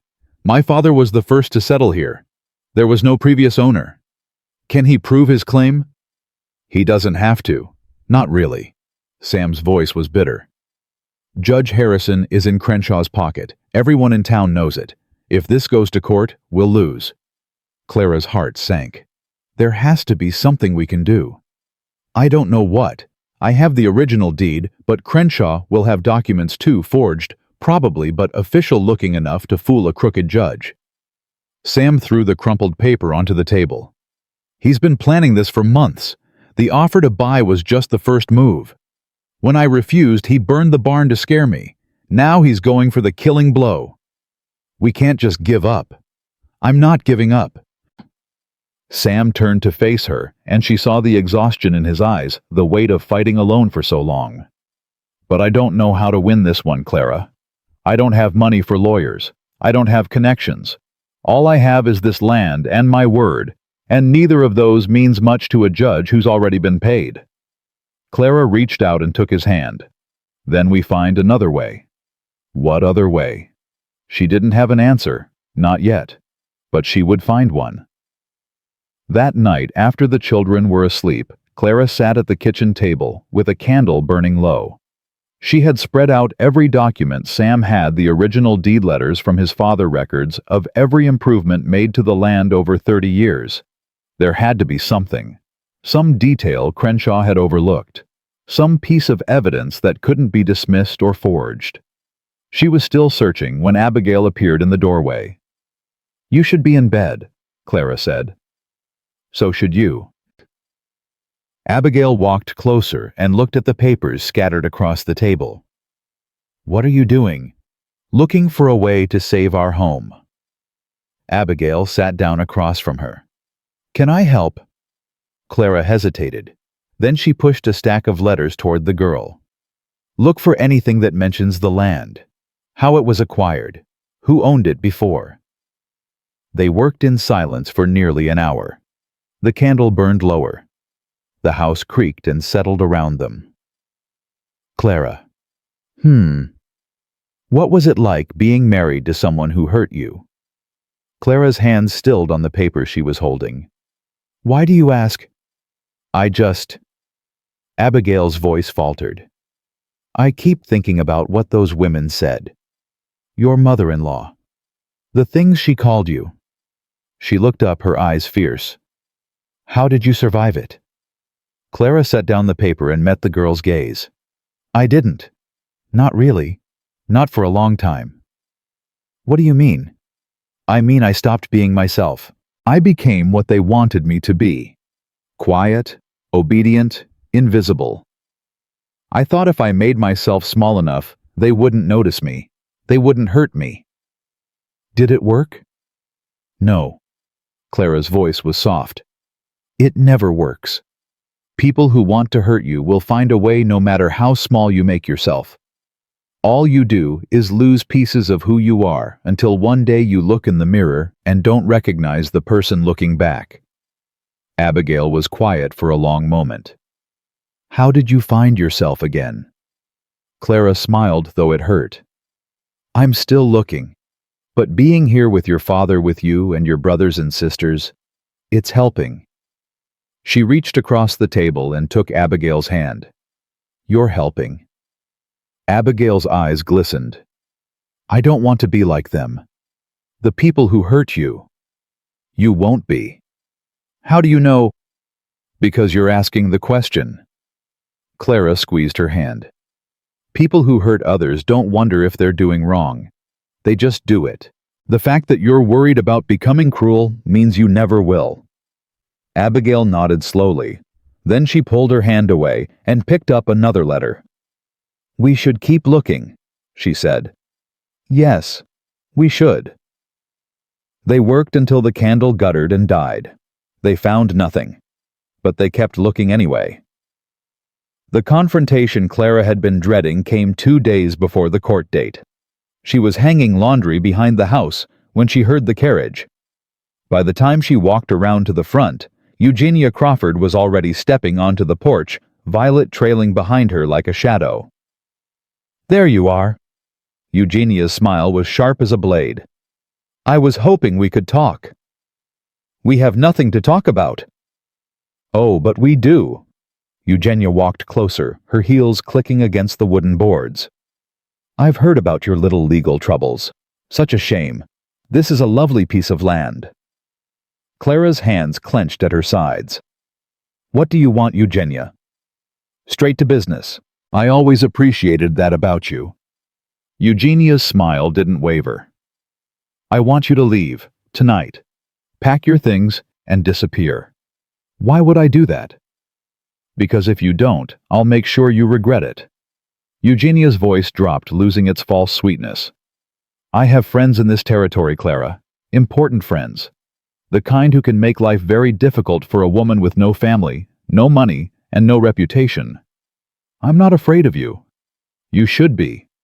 Eugenia stepped closer. Do you think that rancher will keep you once he knows the truth? Once he knows what you really are? Clara's blood ran cold. What are you talking about? The miscarriages, dear. Eugenia's eyes glittered with malice. 3 of them weren't there. 3 babies you couldn't carry to term. 3 chances you threw away. Clara couldn't breathe. How did you? Henry told me, before he died. Eugenia's voice was almost gentle now, which made it worse. Did you think I wouldn't find out? Did you think your dirty little secret would stay buried? Henry's dead. Fever, last winter. Eugenia didn't seem bothered by the loss of her son. But before he went, he told me everything. About the pregnancies, about how you hid them, about how you let them die. I didn't let them die. Clara's voice cracked. I wanted those babies more than anything. I prayed every night. I did everything right. But they... Her throat closed. They wouldn't stay. Wouldn't stay, or you wouldn't let them. Eugenia shook her head. It doesn't matter what the truth is. What matters is what people believe. And I can make them believe anything I want. Clara felt the ground shifting beneath her feet. All those years of silence, all those nights she'd spent alone bleeding, grieving babies no one knew about. The secret she'd carried like a stone in her chest. And now, Eugenia was going to use it as a weapon. Leave this place, Eugenia said. Tonight. And I'll keep your secret. Your rancher will never know. His children will never know. You can disappear somewhere new and start over. And if I don't, then I'll destroy you. Eugenia's smile returned. I'll tell everyone what you did. I'll make sure no one in this territory will hire you, house you, or even look at you. You'll be alone, Clara. Completely and utterly alone. Clara stood frozen, her mind racing. She could run. She could disappear. She could spare Sam and the children the scandal that would follow if Eugenia told her lies. Or she could stay and fight. No. Eugenia's eyebrows rose. No. I'm not leaving. Clara's voice was stronger now. I'm not running. I've spent my whole life running from people like you, and it never made anything better. It just gave you power over me. You don't know what you're doing. Yes, I do. Clara stepped forward, closing the distance between them. I'm choosing to stand my ground. For the first time in my life, I'm choosing to fight. Eugenia's face twisted with rage. You'll regret this. Maybe. But at least I'll be able to look at myself in the mirror. Eugenia stared at her for a long moment. Then she turned and walked back to the carriage, her spine rigid with fury. This isn't over, she called over her shoulder. No, Clara agreed. It's not. She watched the carriage disappear down the road. Her hands were shaking. Her heart was pounding. But she didn't feel afraid anymore. She felt free. That night, Clara told Sam everything. They sat on the porch, the stars scattered overhead, the children long asleep. She told him about the miscarriages, all three of them. The hope and the grief, and the secret shame she'd carried for years. She told him about hiding the blood-soaked sheets, about burying tiny bodies in unmarked graves, about praying to a God who never seemed to answer. Sam listened without interrupting. His face was unreadable in the darkness. When she finished, the silence stretched between them like a wire pulled taut. Say something, Clara whispered. Sam was quiet for another moment. Then he reached out and took her hand. I'm sorry. Clara blinked. You're sorry. For what you went through. For carrying that alone. His grip tightened. For anyone who ever made you feel like it was your fault. You don't, Clara's voice broke. You don't think less of me. Less of you. Sam turned to face her. Clara, you lost 3 children, 3 babies you wanted and loved. And you've been carrying that grief alone for years while people called you barren and worthless and blamed you for something you couldn't control. But I couldn't. It doesn't matter. Sam's voice was fierce. Do you hear me? It doesn't matter whether you can have children or not. That's not what makes you valuable. That's not what makes you worthy of love. Clara couldn't speak. Tears streamed down her face. My wife gave me 5 children, Sam continued, and I loved her with everything I had. But I didn't love her because she could bear children. I loved her because of who she was, because of how she made me feel, because being with her made me a better man. He reached up and cupped Clara's face in his hands. You make me a better man too, he said. You make my children happy. You make this house feel like a home again. And none of that has anything to do with whether you can have babies. Clara closed her eyes. I was so afraid to tell you. I know. I thought you would send me away. Never. Sam kissed her forehead. Do you hear me? Never. Clara leaned into him, letting the tears come, letting go of the weight she'd been carrying for so long. For the first time in years, she felt whole. The court date arrived. Sam dressed in his best clothes, clean pants, a pressed shirt, his father's old coat. Clara helped him with his collar, her hand steady even though her heart was racing. "Whatever happens today," she said, "we face it together." Sam nodded. Together. The courtroom was packed. Word had spread about the case, and half the territory seemed to have shown up to watch. Crenshaw sat at the front, smug and confident, his lawyers beside him in expensive suits. Judge Harrison took his seat, his face already set in the bored expression of a man who had decided the verdict before hearing a single word. The proceedings began. Crenshaw's lawyers presented their case, a tale of forged documents and false testimony, claiming that the land had been purchased decades ago by a company that no longer existed, and that Sam's father had been a squatter, nothing more. Sam presented his evidence, the original deed, the letters, the records of 30 years of work and improvement. His voice was steady, but Clara could see the tension in his shoulders, the way his hands gripped the edge of the witness stand. It wasn't enough. She could see it in the judge's face, in Crenshaw's satisfied smile. They were going to lose. And then the door at the back of the courtroom opened. Clara turned, expecting nothing. What she saw made her heart stop. Martha Hollis. The woman who ran the general store in town stood in the doorway. Behind her were at least a dozen people, ranchers, farmers, shop owners, people Clara had seen working on the barn, people she'd met at church, people she barely knew. Martha walked down the aisle, her boots clicking against the wooden floor. "Your Honor," she said, "I'd like to present testimony on behalf of the Thornton family." Judge Harrison frowned. "This is highly irregular." "So is railroading a good man out of his home." Martha didn't flinch. "I've known Samuel Thornton for 15 years. His father before him. The Thorntons have been part of this community since before there was a community.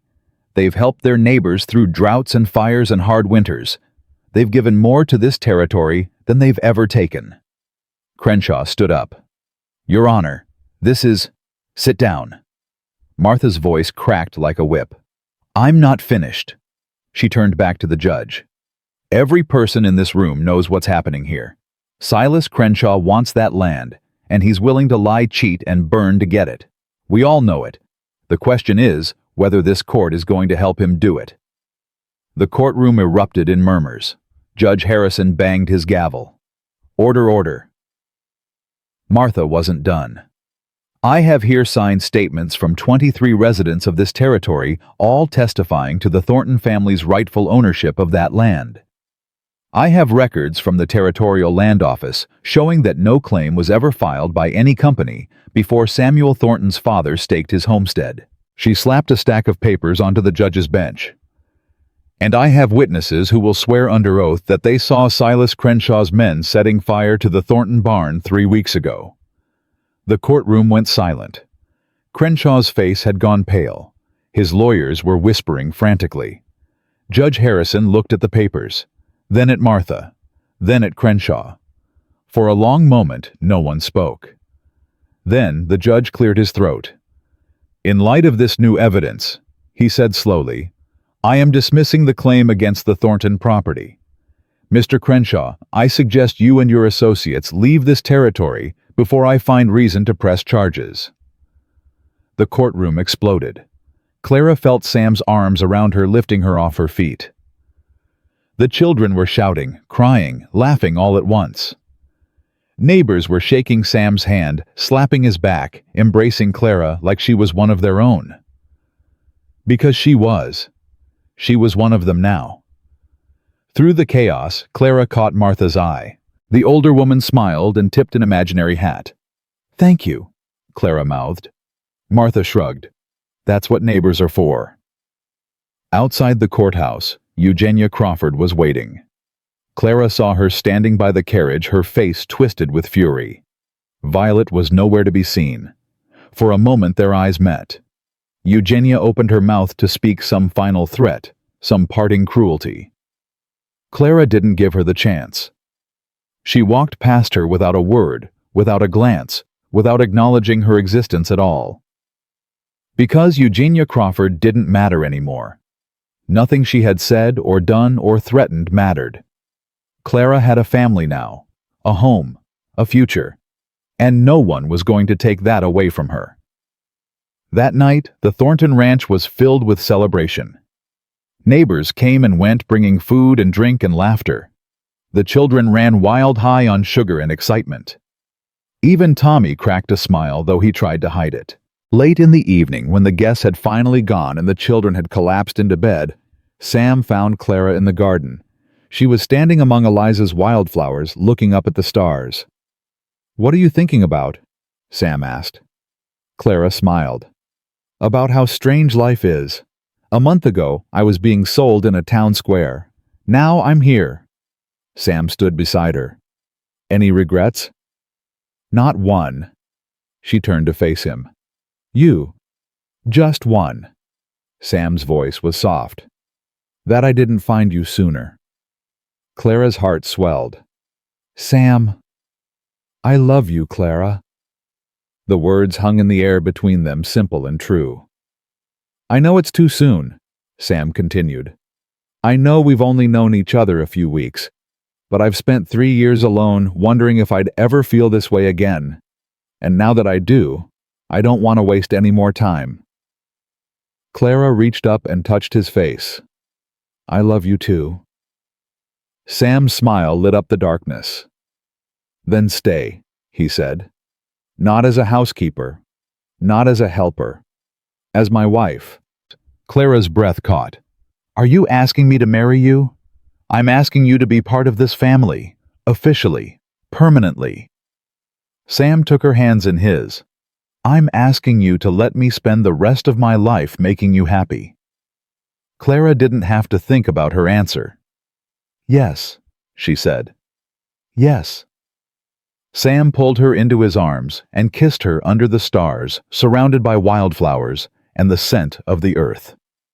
And somewhere Clara was certain Eliza Thornton was smiling. The wedding was simple. No church, no fancy dress, no guests from distant cities. Just the Thornton family. A handful of neighbors and a preacher who rode 3 hours to perform the ceremony, because Sam had once helped him fix a broken wagon wheel in the middle of a thunderstorm. Clara wore Eliza's wedding dress. It had been Abigail's idea. She had appeared in Clara's doorway the morning of the wedding, holding the folded white fabric in her arms like something sacred. "Pa kept it," Abigail said. "In a trunk in the attic. I don't think he even knows I found it." Clara touched the lace collar, the delicate pearl buttons, the soft cotton that had yellowed slightly with age. "I can't wear this." "Why not?" "Because it belonged to your mother." Abigail shook her head. "It belonged to a woman who loved my father, a woman who made this family what it is." She pressed the dress into Clara's hands. "You're that woman now. You've earned the right to wear it." Clara's eyes burned with tears. "Abigail, please." Abigail's voice cracked. "Mama would have wanted you to have it. I know she would." Clara looked at the dress for a long moment. Then she pulled Abigail into her arms and held her tight. "Thank you," she whispered.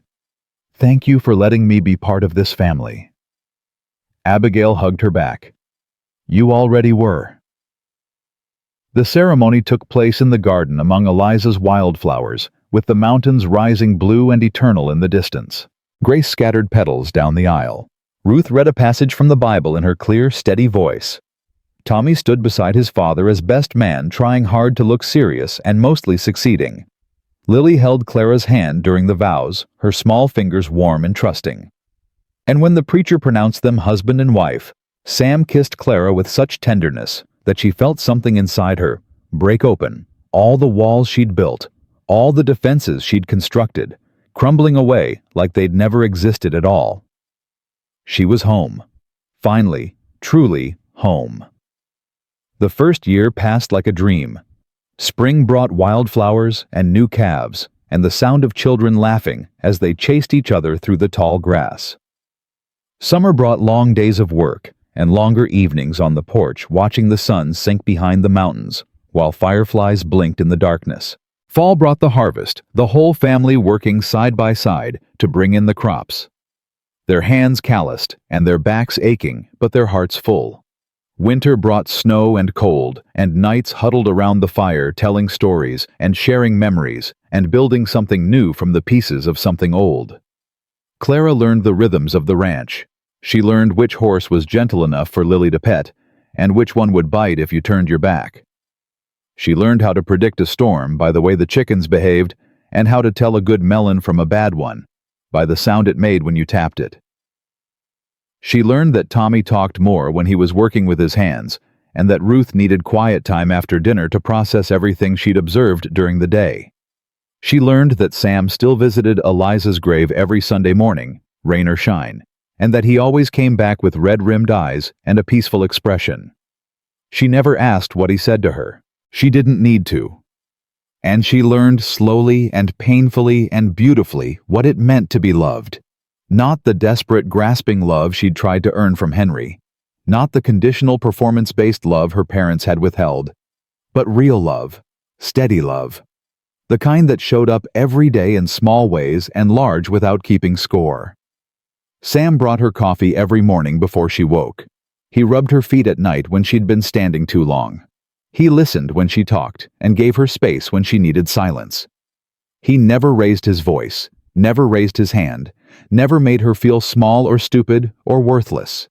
He made her feel like she mattered, like she had always mattered, and the world had just been too blind to see it. The children grew. Abigail turned 15, then 16, then 17.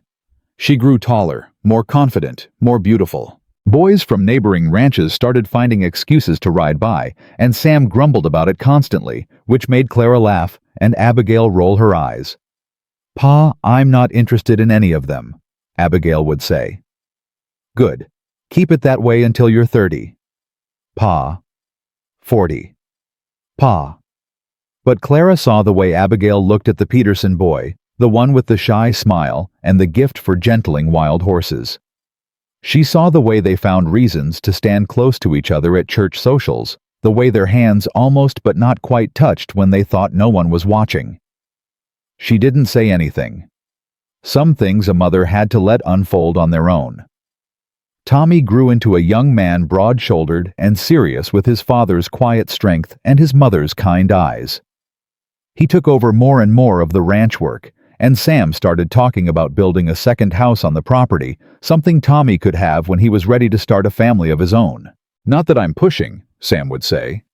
"You've got time." "I know, Pa. Plenty of time." "I know. I just want you to be happy." Tommy would look at his father with an expression that was half exasperation, half love. "I am happy, Pa. I've got everything I need right here." Ruth discovered that she wanted to be a teacher. She devoured every book she could find, wrote letters to schools in Denver and San Francisco, planned a future that extended far beyond the boundaries of the ranch. "You'll come back, won't you?" Grace asked her once. "After you're done learning." Ruth smiled. "I'll always come back. This is home." Grace grew from a crying, emotional child into a crying, emotional young woman, but her tears were as often from joy as from sorrow now, and her laughter came easier and more often. She developed a talent for baking that put Clara's efforts to shame, and she started selling pies and cakes to the neighbors, saving the money in a jar she kept hidden under her bed. "What are you saving for?" Clara asked once. Grace blushed. "A wedding dress, for someday. Do you have someone in mind?" "Maybe." Grace's blush deepened. "Maybe not. I just want to be ready." Clara hugged her and didn't push further. And Lily. Little Lily, who had been silent for 3 years, became the most talkative child in the family. She chattered constantly about everything to everyone. She talked to the chickens and the horses and the wildflowers in the garden. She talked to Eliza's grave, telling her mother about everything that happened and asking questions she would never hear the answers to. She talked to Clara most of all. "Mama, Clara, She would say she had started calling her that on her own without prompting about 6 months after the wedding. "Tell me the story again, the one about how you met Pa." And Clara would tell it, every time, because some stories needed to be repeated. The years turned. 5 years, then 10, then 15. Clara's hair grew streaked with gray. Her hands, already roughened from years of work, became gnarled and spotted with age. The face she saw in the mirror each morning was lined with decades of smiles and tears of laughter and worry of love, given and received. She had never felt more beautiful. Sam aged beside her, his hair going silver, his step slowing, but his eyes never losing that light she had fallen in love with so long ago. They grew old together, the way she had never dared to dream she would grow old with anyone. They watched their children marry. Abigail wed the Peterson boy, now a man with a ranch of his own, in a ceremony that made Sam cry and pretend he wasn't crying. Tommy married a quiet, steady woman from the next county who looked at him like he'd hung the moon. Ruth came back from teaching school in Denver with a husband no one had expected, a professor of literature who quoted poetry and made her laugh. Grace married her childhood sweetheart, a boy she'd known since they were both learning to walk. And Lily, wild, talkative, Lily, fell in love with a traveling preacher who adored her beyond reason. They watched grandchildren arrive one by one until the ranch overflowed with small voices and running feet. Clara held each new baby with wonder, marveling at the life she had somehow been allowed to help create. Not from her own body. She had made peace with that long ago. But from her heart, from her choices, from the love she had given without expectation and received beyond her wildest hopes. This was her family, not by blood, by something stronger, by choice. On a quiet evening in the autumn of their 20th year together, Sam and Clara sat on the porch watching the sun set behind the mountains. The air was cool, carrying the scent of fallen leaves and distant smoke. Inside the house was quiet, the children grown and gone to their own homes, the grandchildren visiting on Sundays now instead of living underfoot. Sam reached over and took Clara's hand. "Do you remember the day we met?" he asked. Clara smiled. "How could I forget? You paid $50 for a woman no one else wanted." $50 was a bargain. Sam squeezed her fingers. "I would have paid 1,000. You didn't have 1,000. I would have found it." He turned to look at her, his eyes soft. "You were worth every penny, then and now." Clara leaned her head against his shoulder. "I was so scared that day. I thought you were just another man who would hurt me. And now I know you're the best thing that ever happened to me." They sat in silence for a while, watching the colors bleed across the sky. "I've been thinking," Sam said eventually, about what happens next, after we're gone." Clara's chest tightened. "Sam, I'm not being morbid. I'm being practical." He shifted to face her more fully. "I want to leave something behind, something that says we were here, that we mattered. The ranch, more than the ranch. I want—" He stopped, searching for words. "I want people to know. About you. About what you did for this family. About the woman who came to us broken and made us whole." Clara's eyes filled with tears. "I wasn't the one who made anyone whole. You did that. The children did that." "No." Sam's voice was firm. "You did.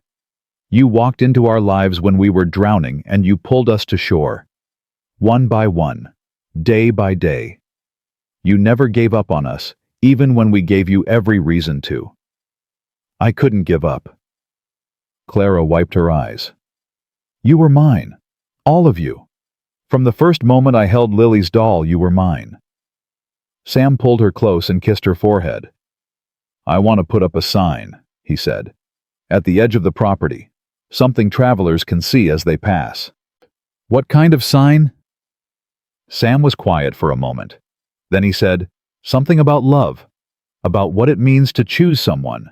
to keep choosing them every day for the rest of your life?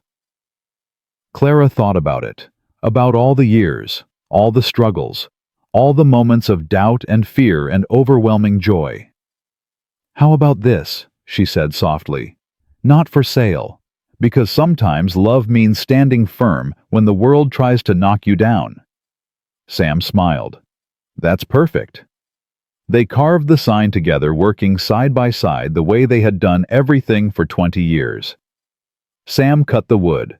Clara sanded the edges. They both helped to burn the letters into the grain, taking turns with the heated iron. Not for sale. Because sometimes love means standing firm. They mounted it at the edge of the property where the road curved toward town, where travelers could see it as they passed, where it would stand as a testament to everything they had built, everything they had survived, everything they had become. That night, Clara dreamed of wildflowers. She dreamed of children laughing and horses running and the smell of bread baking in a kitchen full of love. She dreamed of Sam's arms around her, steady and strong. She dreamed of Eliza standing in the garden, smiling at her with gratitude and blessing. She dreamed of herself, not the broken woman who had been sold in a town square, but the woman she had become. A mother, a wife, a survivor, a force. When she woke, the sun was streaming through the window, and Sam was already up making coffee the way she had taught him all those years ago. "Good morning, beautiful," he said. "Good morning yourself." She rose and crossed to him, wrapping her arms around his waist, pressing her face against his back. "I love you," she said. "I love you too." He turned in her arms and kissed her. Every day. For the rest of forever. They stood there in the kitchen, two old people holding each other in the morning light, and Clara felt something she had never felt before. Complete. Utterly, perfectly, completely whole. Clara Thornton died on a spring morning 23 years after a stranger paid $50 to save her life. She went peacefully in her sleep with Sam's hand in hers, and the wildflowers blooming outside her window. The children came from miles around, Abigail and Tommy and Ruth and Grace and Lily, with their husbands and wives and children and grandchildren, filling the old ranch house with tears and laughter and stories about the woman who had changed everything. They buried her in the garden next to Eliza, beneath a stone that bore a simple inscription: "She gave life to everything she touched." Sam carved a second sign and placed it above her grave. It read, "Here rests a woman who was sold for $50 and proved herself priceless." He visited her every day after that the way he had visited Eliza. He talked to her about the children, the grandchildren, the great-grandchildren, who arrived one by one. He talked to her about the ranch, the weather, the price of cattle. He talked to her about nothing and everything, the way they had always talked. And sometimes, when the wind was right and the wildflowers swayed, just so he could almost hear her answer. Sam Thornton died 3 years later on another spring morning with a smile on his face and Clara's name on his lips. They buried him between the two women he had loved, and the children planted more wildflowers until the whole hillside blazed with color. The ranch passed to Tommy, who passed it to his children, who passed it to theirs. The house was expanded and modernized, the barn rebuilt twice more, the fences moved and moved again as the property grew. But some things stayed the same. The wildflowers still bloomed every spring, covering the hillside in purple and gold and white. The sign at the edge of the property still stood weathered but legible, "Not for sale." Because sometimes love means standing firm. And every Sunday morning, someone from the family walked up the hill to the little cemetery and left fresh flowers on 3 graves: Eliza, Clara, and Sam. 3 people who had loved each other in ways the world didn't always understand. 3 people who had built something beautiful from the wreckage of their pain. Travelers still passed the ranch sometimes. They slowed their cars. It was cars now instead of wagons, and read the old sign by the road. Some of them wondered what it meant. Some of them nodded like they understood. But only the Thornton family knew the real story. The story of a woman sold for $50 who became the heart of a family. The story of a man who saw past damage and found treasure. The story of 5 children who learned that love isn't about blood or birth. It's about showing up every day, even when it's hard. And the story of a house that became a home, not because of what it was built with, but because of who chose to stay. The wildflowers still grow on that hillside. The sign still stands. And somewhere in the wind that blows through the tall grass and rustles the leaves of the old oak tree, 2 voices can be heard whispering the same thing they've been saying for over 100 years. Together. Forever. Home. Because in the end, Clara Louise Whitmore Thornton was never barren at all. She was full to overflowing with love and courage and an infinite capacity for hope. She didn't give birth to her children. She gave them something rarer and more precious. She gave them herself. And that was more than enough. That was everything.